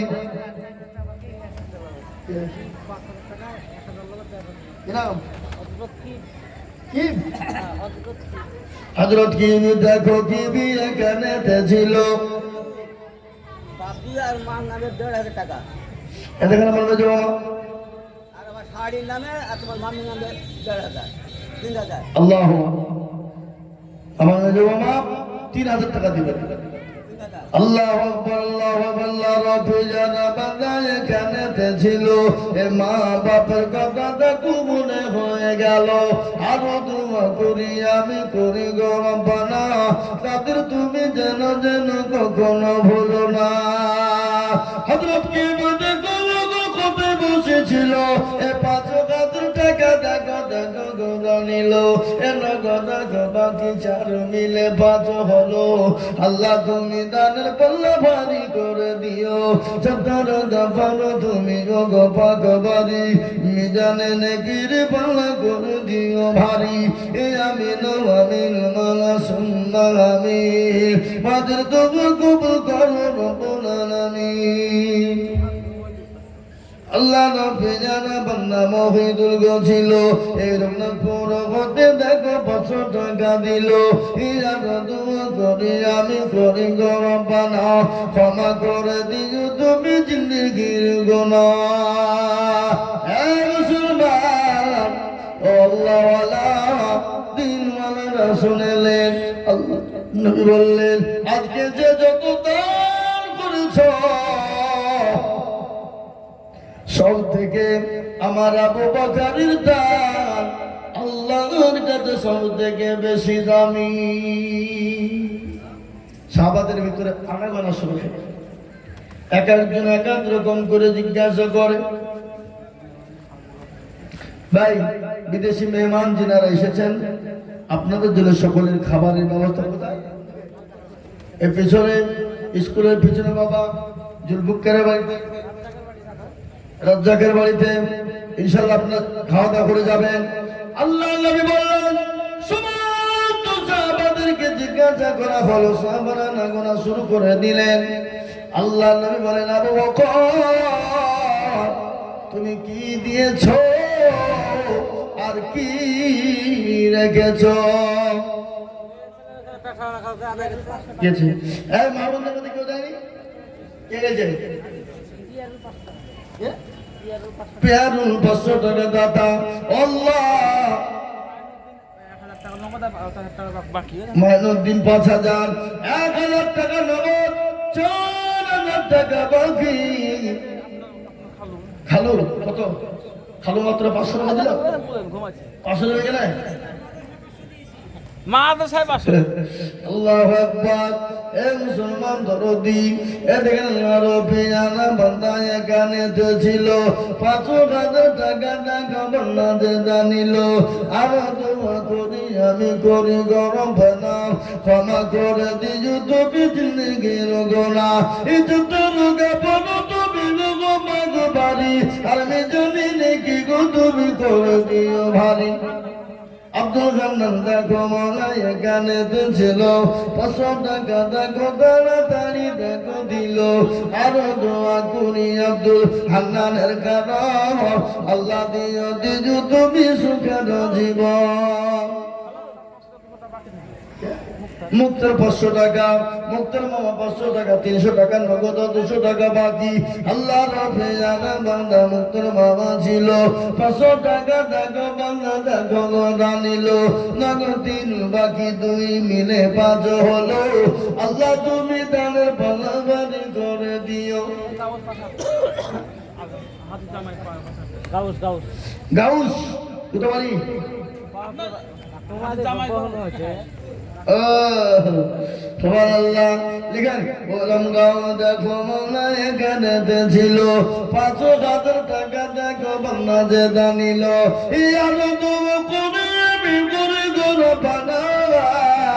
আল্লাহ তুমি তাকে যেন কখনো ভুলো না। ১,০০০ টাকা লিখেন। যোগ্য মা বাপের যোগ্য জেনে এখানে হাজির ১,০০০ দিল দেখো মা বাবার খাতির। আরো দোয়া করি আমি তার মা বাবার জন্য শান্তি সুখ দিও তুমি দুনু জাহানেতে। কেছে বাবা এ বাবা মুসলমান ঠিক রাখো ঈমান, ইসলামের মাটি ডুবায়। কি দিয়েছে সব ১০ টাকা লো? এখান দেখতে পাচ্ছি। হে মা বোনেরা দাও, আল্লাহর দাও। ইনশাআল্লাহ আমার মা বোনেরা অনেকগুলো টাকা দিয়েছে। আবার যাও, আবার যাও। আল্লাহর পেয়ারা বান্দি মা বোনেরা আছে।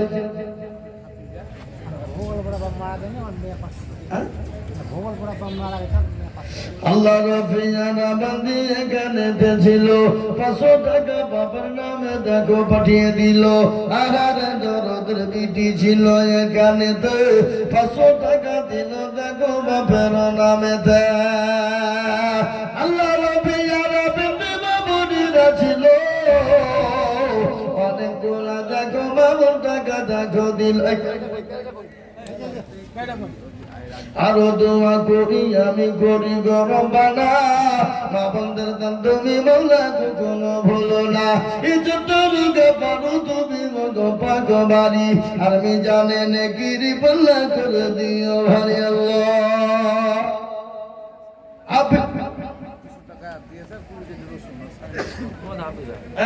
আমাদের হাফিজা ২০০ টাকার ২০ কিলো রসুন আল্লাহ তুমি কবুল করে নাও, যেন মানে বরকত দাও আল্লাহুম্মা আমিন। স্বামীর নামে দিয়েছে, কিছুদিন আগে মারা গেছে। আল্লাহ তুমি তার স্বামীকে তুমি জান্নাতবাসী করো আল্লাহ। আমার বাবা জীবনেরা মায়েরা বোনেরা গান করে শুনলেন। আল্লাহ নবী হযরত আবু বকরের জন্য বললেন, ও সাহাবারা তোমরা যে যত পেরেছো দিয়েছো, আর আমার আবু বকরের দান কেন বেশি শুনবা? আমি বললাম আবু বকর বলো তুমি কি দিয়েছ, আর তুমি কি বাড়িতে রেখেছ? আবু বকর বলে আল্লাহর কসম বলে নবী গো, ইয়া রাসূলুল্লাহ আমি আল্লাহর কসম করে বলি আমার বাড়িতে কোনো জিনিস রেখে আসিনি। আমি দুটো জিনিস রেখে এসেছি, একটা রেখেছি আমার আল্লাহ, আর একটা আমি রেখেছি আমার রাসূলের ভালোবাসা। এই দুটো জিনিস বাদে আমি সমস্ত জিনিস ইসলামের জন্য বিলিয়ে দিলাম। আল্লাহ নবী বলেন সাহাবারা শোনো, আমার আবু বকর আল্লাহ তার রাসূল ব্যতীত সমস্ত জিনিস ইসলামের জন্য বিলিয়ে দিয়েছে।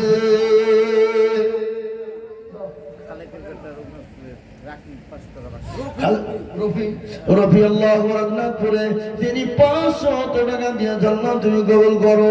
আল্লাহ রফি আনা বান্দা রফি ছিল 500 টাকা রঘুনাথপুর থেকে দান দিল। আরো তোমার করি যদি বান্দা যে তোমার ক্ষমা করে দিও দিও জিন্দগি তাহা।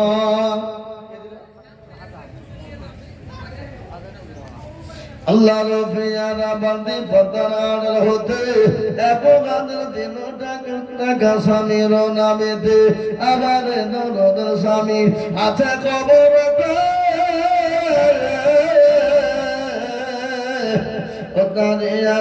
তুমি তাদের বদলে চোখের পলকে তুমি হতে পারো চোখের পলকে তুমি হতে পারো লাশ চিরতরে হবে বিদায় তোমারই নিঃশ্বাস তোমার নাম হবে লাল মসজিদের মাইকে বাড়িওয়ালা নাই রে বাড়ি নাই রে দুনিয়াতে বাড়িওয়ালা নাই রে বাড়ি নাই রে দুনিয়াতে চোখের পলকে তুমি হতে পারো লাশ। এটা কেন? আল্লাহ আল্লাহর বান্দি তিনি 500 টাকা দিয়েছেন আমার নানি 500 টাকা আল্লাহ রাস্তায় দিয়েছেন আল্লাহ কবুল করে না।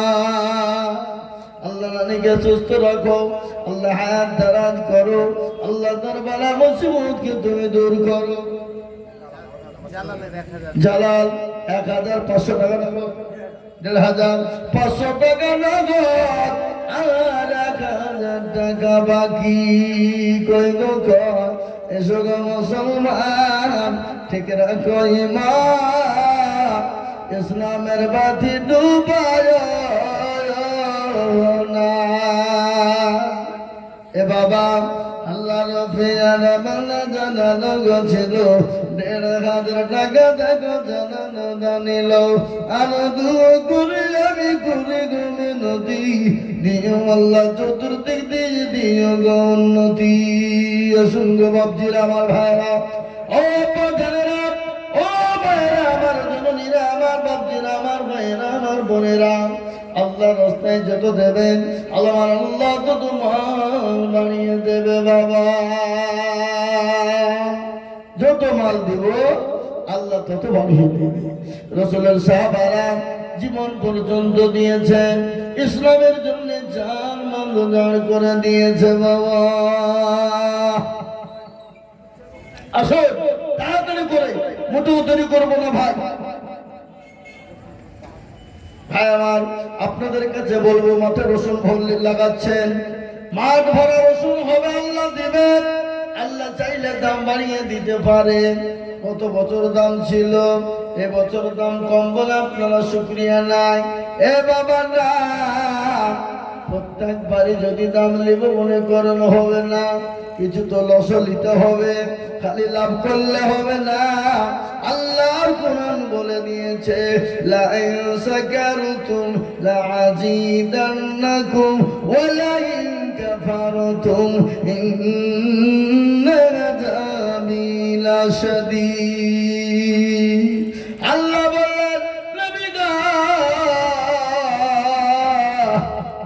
তাদেরকে জানিয়ে দিন গো হাবিবুল্লাহ আল্লাহ যেটা দেবে সেটা শুকরিয়া আদায় করতে বলুন।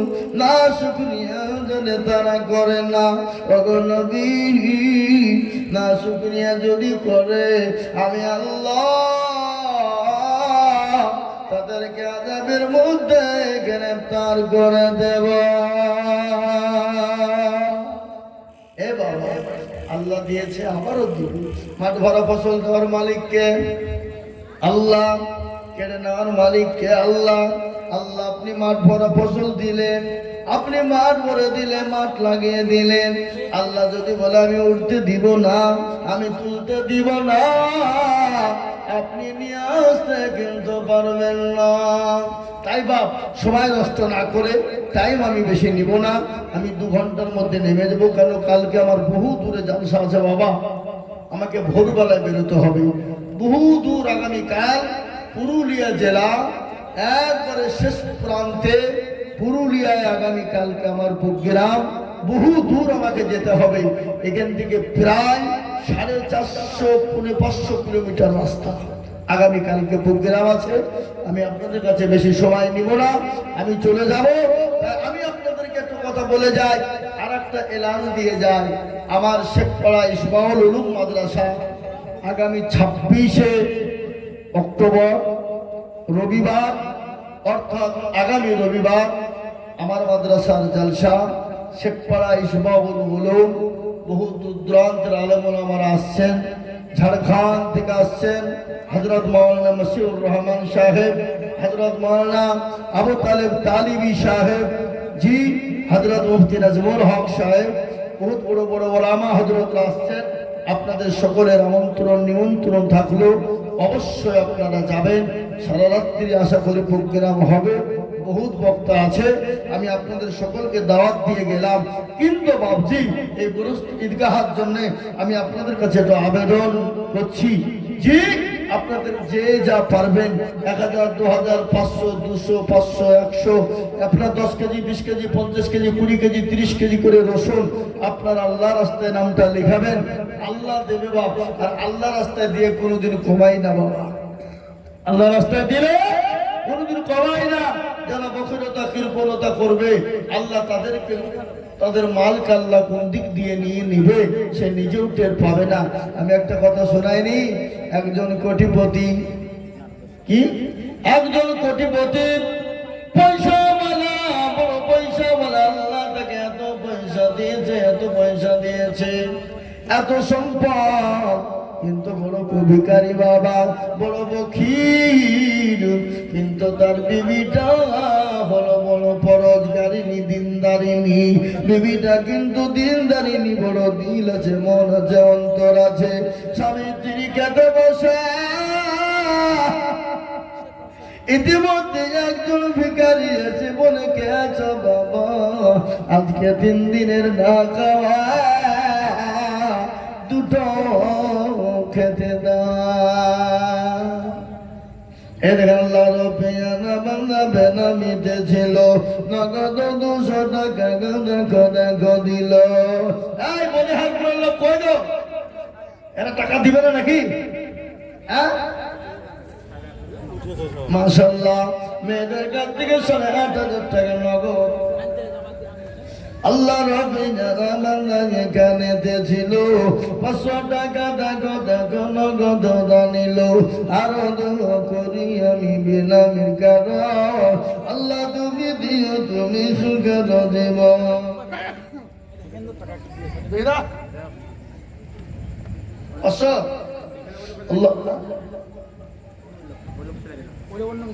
হ্যাঁ ভাই, আমার বাবার একজন আমার ভাই, তিনি 500 টাকা দিয়েছেন। আল্লাহ তাকে দুনিয়া জমিনে শান্তি রেখো। 20 কিলো গম, আল্লাহুম্মা আমিন, আল্লাহুম্মা আমিন। তিনি 500 টাকা দিয়েছেন আর 20 কিলো গম দিয়েছেন। আল্লাহ তাকে দুনিয়া জমিনে শান্তি সুখে রাখো। আল্লাহ দুনিয়া জমিনে যা দিলে ভালো হয় তুমি তাই দিও আল্লাহ। ওই আল্লাহর বান্দা, ওই দিবে না রসুন, আল্লাহ রাস্তায় রসুন দেন। 10 কেজি, 20 কেজি করে রসুন, 20 কেজি, 50 কেজি, 40 কেজি করে রসুন। ইনশাল্লাহ আপনার তো মাঠ ভরা রসুন লাগিয়েছেন, যখন রসুন উঠবে তখন দিবেন। হ্যাঁ তখন দিবেন ইনশাল্লাহ। আল্লাহ রাস্তায় নামটা লিখে দিবেন। বরকত দিবে কে? আল্লাহ। বরকত দিবে কে? আল্লাহ। তাই আমি আপনাদের কাছে বেশি লম্বা করব না। আমার পরে মনে হয় আরেকজন বক্তা আছেন নাকি, না? হাসিবুর রহমান সাহেব, তিনি সুদূর 24 পরগনা থেকে এসেছেন। তিনার মূল্যবান বয়ান আপনারা শুনে যাবেন, তিনার দোয়া নিয়ে আপনারা যাবেন। আমি আপনাদের কাছে বেশি লম্বা করতে চাই না, হয়তো আর 5-7 মিনিট আমি আপনাদের কাছে সময় নিয়ে আমি আপনাদের কাছ থেকে নেমে যাব ইনশাআল্লাহ। আসুন তাড়াতাড়ি আসুন।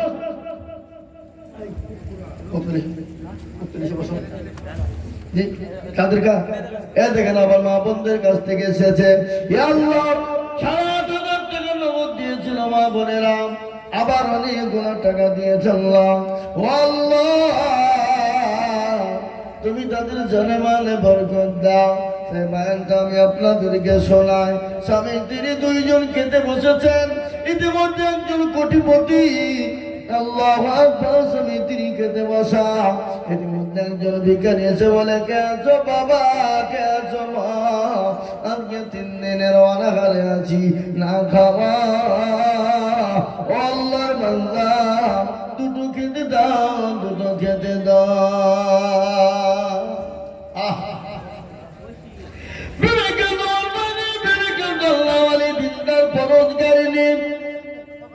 বিবেক কিন্তু সহ্য করতে পারে না নিজে নাকে খাবারটা নিয়ে গিয়ে ফকিরকে দিলেন ফকিরকে দেওয়ার সঙ্গে সঙ্গে ওই স্বামী ফকিরের কাছ থেকে খাবার কেড়ে নিয়ে এসে ফকিরকে গলায় ধাক্কা দিয়ে বাড়ি থেকে বের করে দিল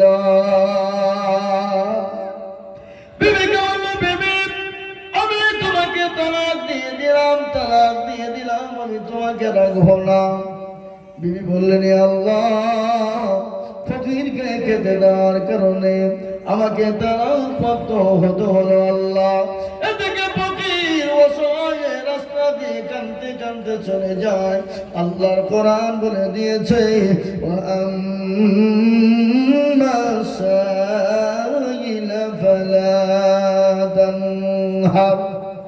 আল্লাহ বললেন বান্দারা তোমার দরবারে যদি কোনো ফকির কোনো মিসকিন কোনো দরিদ্র যদি কোনো ক্ষুধার্ত ব্যক্তি আসে তাকে তুমি তাড়িয়ে দিও না দূর দূর দূর দূর করে তাড়িয়ে দিও না তোমার কাছে যদি কোনো ক্ষুধার্ত ব্যক্তি আসে ফকির ব্যক্তি আসে মিসকিন দরিদ্র কেউ আসে তাকে দূর দূর করে তাড়িয়ে দিও কেন আল্লাহ নিষেধ করেছে এ বাবা ও দরদি মুসলমান বিবিকে টেনে তাড়িয়ে দেওয়া হলো মুজলুম ব্যক্তি তো আল্লাহ দরবারে কবুল হয় নবীজি বলেছেন কিন্তু না তো আল্লাহ দরবারে তাড়াতাড়ি মঞ্জুর হয়ে যায় কবুল হয়ে যায় পরদা হয় না 1 নম্বর কোন মা বাবা যদি সন্তানের জন্য দোয়া করে আল্লাহ দরবারে পর্দা লাগে না বিনা পর্দায় আল্লাহ দরবারে দোয়া কবুল হয়ে যায় মঞ্জুর হয়ে যায় 1 নম্বর 2 নম্বর কোন মুসাফির ব্যক্তি যদি দোয়া করে আল্লাহ দরবারে কবুল হয়ে যায় আর 3 নম্বর হলো কোন অসহায় ব্যক্তি দুর্বল ব্যক্তি যদি আল্লাহর কাছে দোয়া করে আল্লাহ কবুল করে না এই 3 জনের দোয়া আল্লাহর দরবারে কবুল হয় কিন্তু মুসলিম ব্যক্তি দোয়া করলেন রাস্তা দিয়ে চোখের পানি জোর করে জড়িয়ে দিয়ে তিনি বাড়ি চলে যান বলে আল্লাহ আমাকে খেতে দিবে না ঠিক আছে কিন্তু আমাকে গলায় ধাক্কা দিয়ে আমাকে কুটু কথা বলে কেন বের করে দিল মাবুদ গো আল্লাহ তুমি আর বিচার তুমি আল্লাহ করো আল্লাহ তো কল্পে গুণের মালিক আল্লাহ যদি বলে হয়ে যাবে বাবা এ মুসলমান দরদি 1 বছর 2 বছর 3 বছর কেটে গেল সেই বিবির আবার বিবাহ হলো অন্য জায়গায় বিবাহ হলো অন্য কোটিপতির সঙ্গে বিবাহ হয়ে গেল কিন্তু আল্লাহর কত বড় কুদরত ওই কোটিপতিকে আল্লাহ ভিখারি বানিয়ে দিল আবার বাবা স্বামী স্ত্রীর মধ্যে খেতে বসেছে যেটা সাবেক স্বামী ক্ষুধার্ত ব্যক্তি আবার বলে কে আছো আমি 5 দিনের না খাওয়া স্বামী বলে বিবি রে তাড়াতাড়ি করে ফকির এসেছে আমার বাড়ির দরবারে যাও তাকে দুটো যা আছে নিজে দাও খাবার দিয়ে গিয়ে ফকিরকে দিবে ইতিমধ্যে বিবি কিন্তু অজ্ঞান হয়ে গেল ফকিরকে দেখে অজ্ঞান হয়ে গেল। স্বামী দৌড়তে দৌড়তে এসে বিবির চোখে মুখে পানি দিয়ে বলে, বিবি রে তুমি অজ্ঞান হয়ে গেলে কেন? তুমি কি, তোমাকে কি ফকির কিছু বলেছে নাকি? বলো, কিছু বলেছে? বলে না। তাহলে অজ্ঞান হয়ে গেলে কেন? বলে, স্বামী গো, ইনি ছিলেন আমার প্রাক্তন স্বামী, ইনি আমার স্বামী ছিলেন। আল্লাহ তাকে ধনী বানিয়েছিলেন, এত কোটিপতি বানিয়েছিলেন। আমি একদিন ফকিরকে খেতে দিয়েছিলাম, খোদার্থকে খেতে দিয়েছিলাম, এই জন্যে আমার স্বামী আমাকে তালাক দিয়ে দিয়েছে। আল্লাহ কোটিপতি থেকে ভিখারি বানিয়ে দিয়েছে। আমি এই জন্যে দেখে বড় অবাক হয়ে গেলাম, অজ্ঞান হয়ে গেলাম। কিন্তু যেটা সাবেক স্বামী ডাক দিয়ে বলে, বিবি রে, যে ফকিরকে খেতে দেওয়ার জন্যে তোমাকে ভিখারি তোমাকে তালাক দিয়েছে, যে ফকিরকে খেতে দেওয়ার জন্যে তোমাকে তালাক করতে হয়েছে, আমি তো সেই ভিখারি। আল্লাহ তোমাকে কোটিপতি বানিয়ে দিয়েছে, আল্লাহ আমাকে ধনী বানিয়ে দিয়েছে, কিন্তু ওই কোটিপতিকে আল্লাহ ভিখারি বানিয়ে দিয়েছে। তাই তো কবি বলেন, নদীর কুল ভাঙে ও কুল গড়ে, এত নদীর খেলা, সকালবেলার বাদশার তুই, ফকির সন্ধ্যাবেলা। এ বাবা, আল্লাহ তো কুল ফাকুনের মালিক। মোহাম্মদ নাসিরউদ্দিন মন্ডল দেখো এখানে ছিল, 500 টাকা দেখো মালা নগদ জানিল, আরো তুমি করি যাবি করি করো পারা, ক্ষমা করে দিও তুমি জিন্দগির গুনাহ। আল্লাহ, তোমার বান্দা নাসিরউদ্দিন তিনি 500 টাকা দিয়েছেন। আল্লাহ, ওই ভাই আমি মোটেও দেরি করবো না আপনাদের কাছে।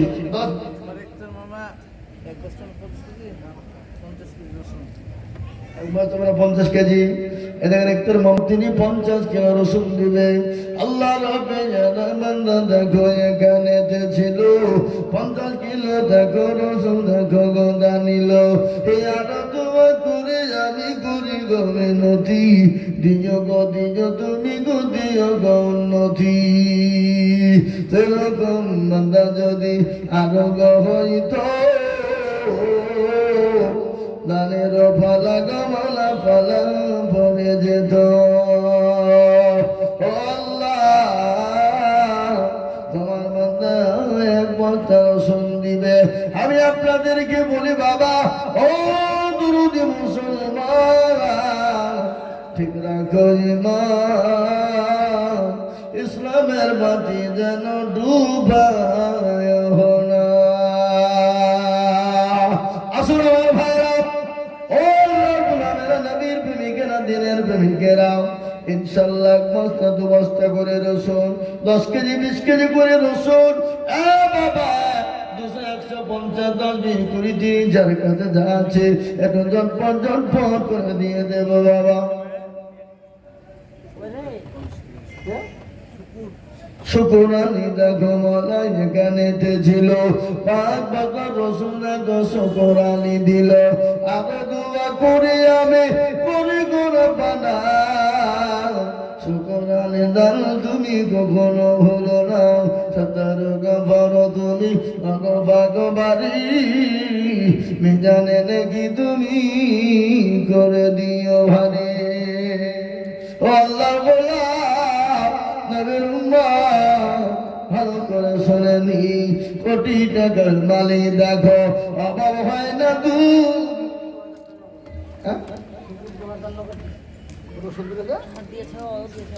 সুবহানাল্লাহ, কত বড় দিন। 1 বস্তা রসুন আবার 2000 টাকা নগদ দিয়ে আল্লাহর বান্দা, আল্লাহ রবে আমার বান্দা শুকর ছিল। 1 বস্তা রসুন আর 1000 টাকা দিল আরো দোয়া করি আমি বান্দা যে তোমার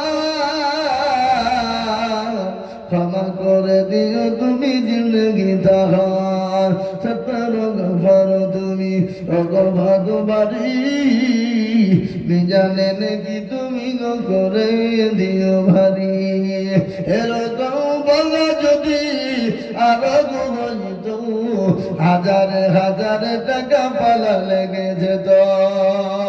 আসুন ভাই, আল্লাহর বান্দারা 10 কেজি 20 কেজি করে রসুন, 1 বস্তা করে রসুন কিংবা 100 200 500 1000 যার টাকা যাতে আসুন, আমি আপনাদের কাছ থেকে চলে যাব, নেমে যাব, এক্ষুনি নেমে যাবো ইনশাআল্লাহ 2 থেকে 3 মিনিট। হ্যাঁ এই দেখেন 30 কেজি রসুন, আপনি কিন্তু 50 কেজি করে দিবেন। আল্লাহর পেয়ারা বান্দার কানেতে ছিল 30 কিলো রসুন, এখন দেখো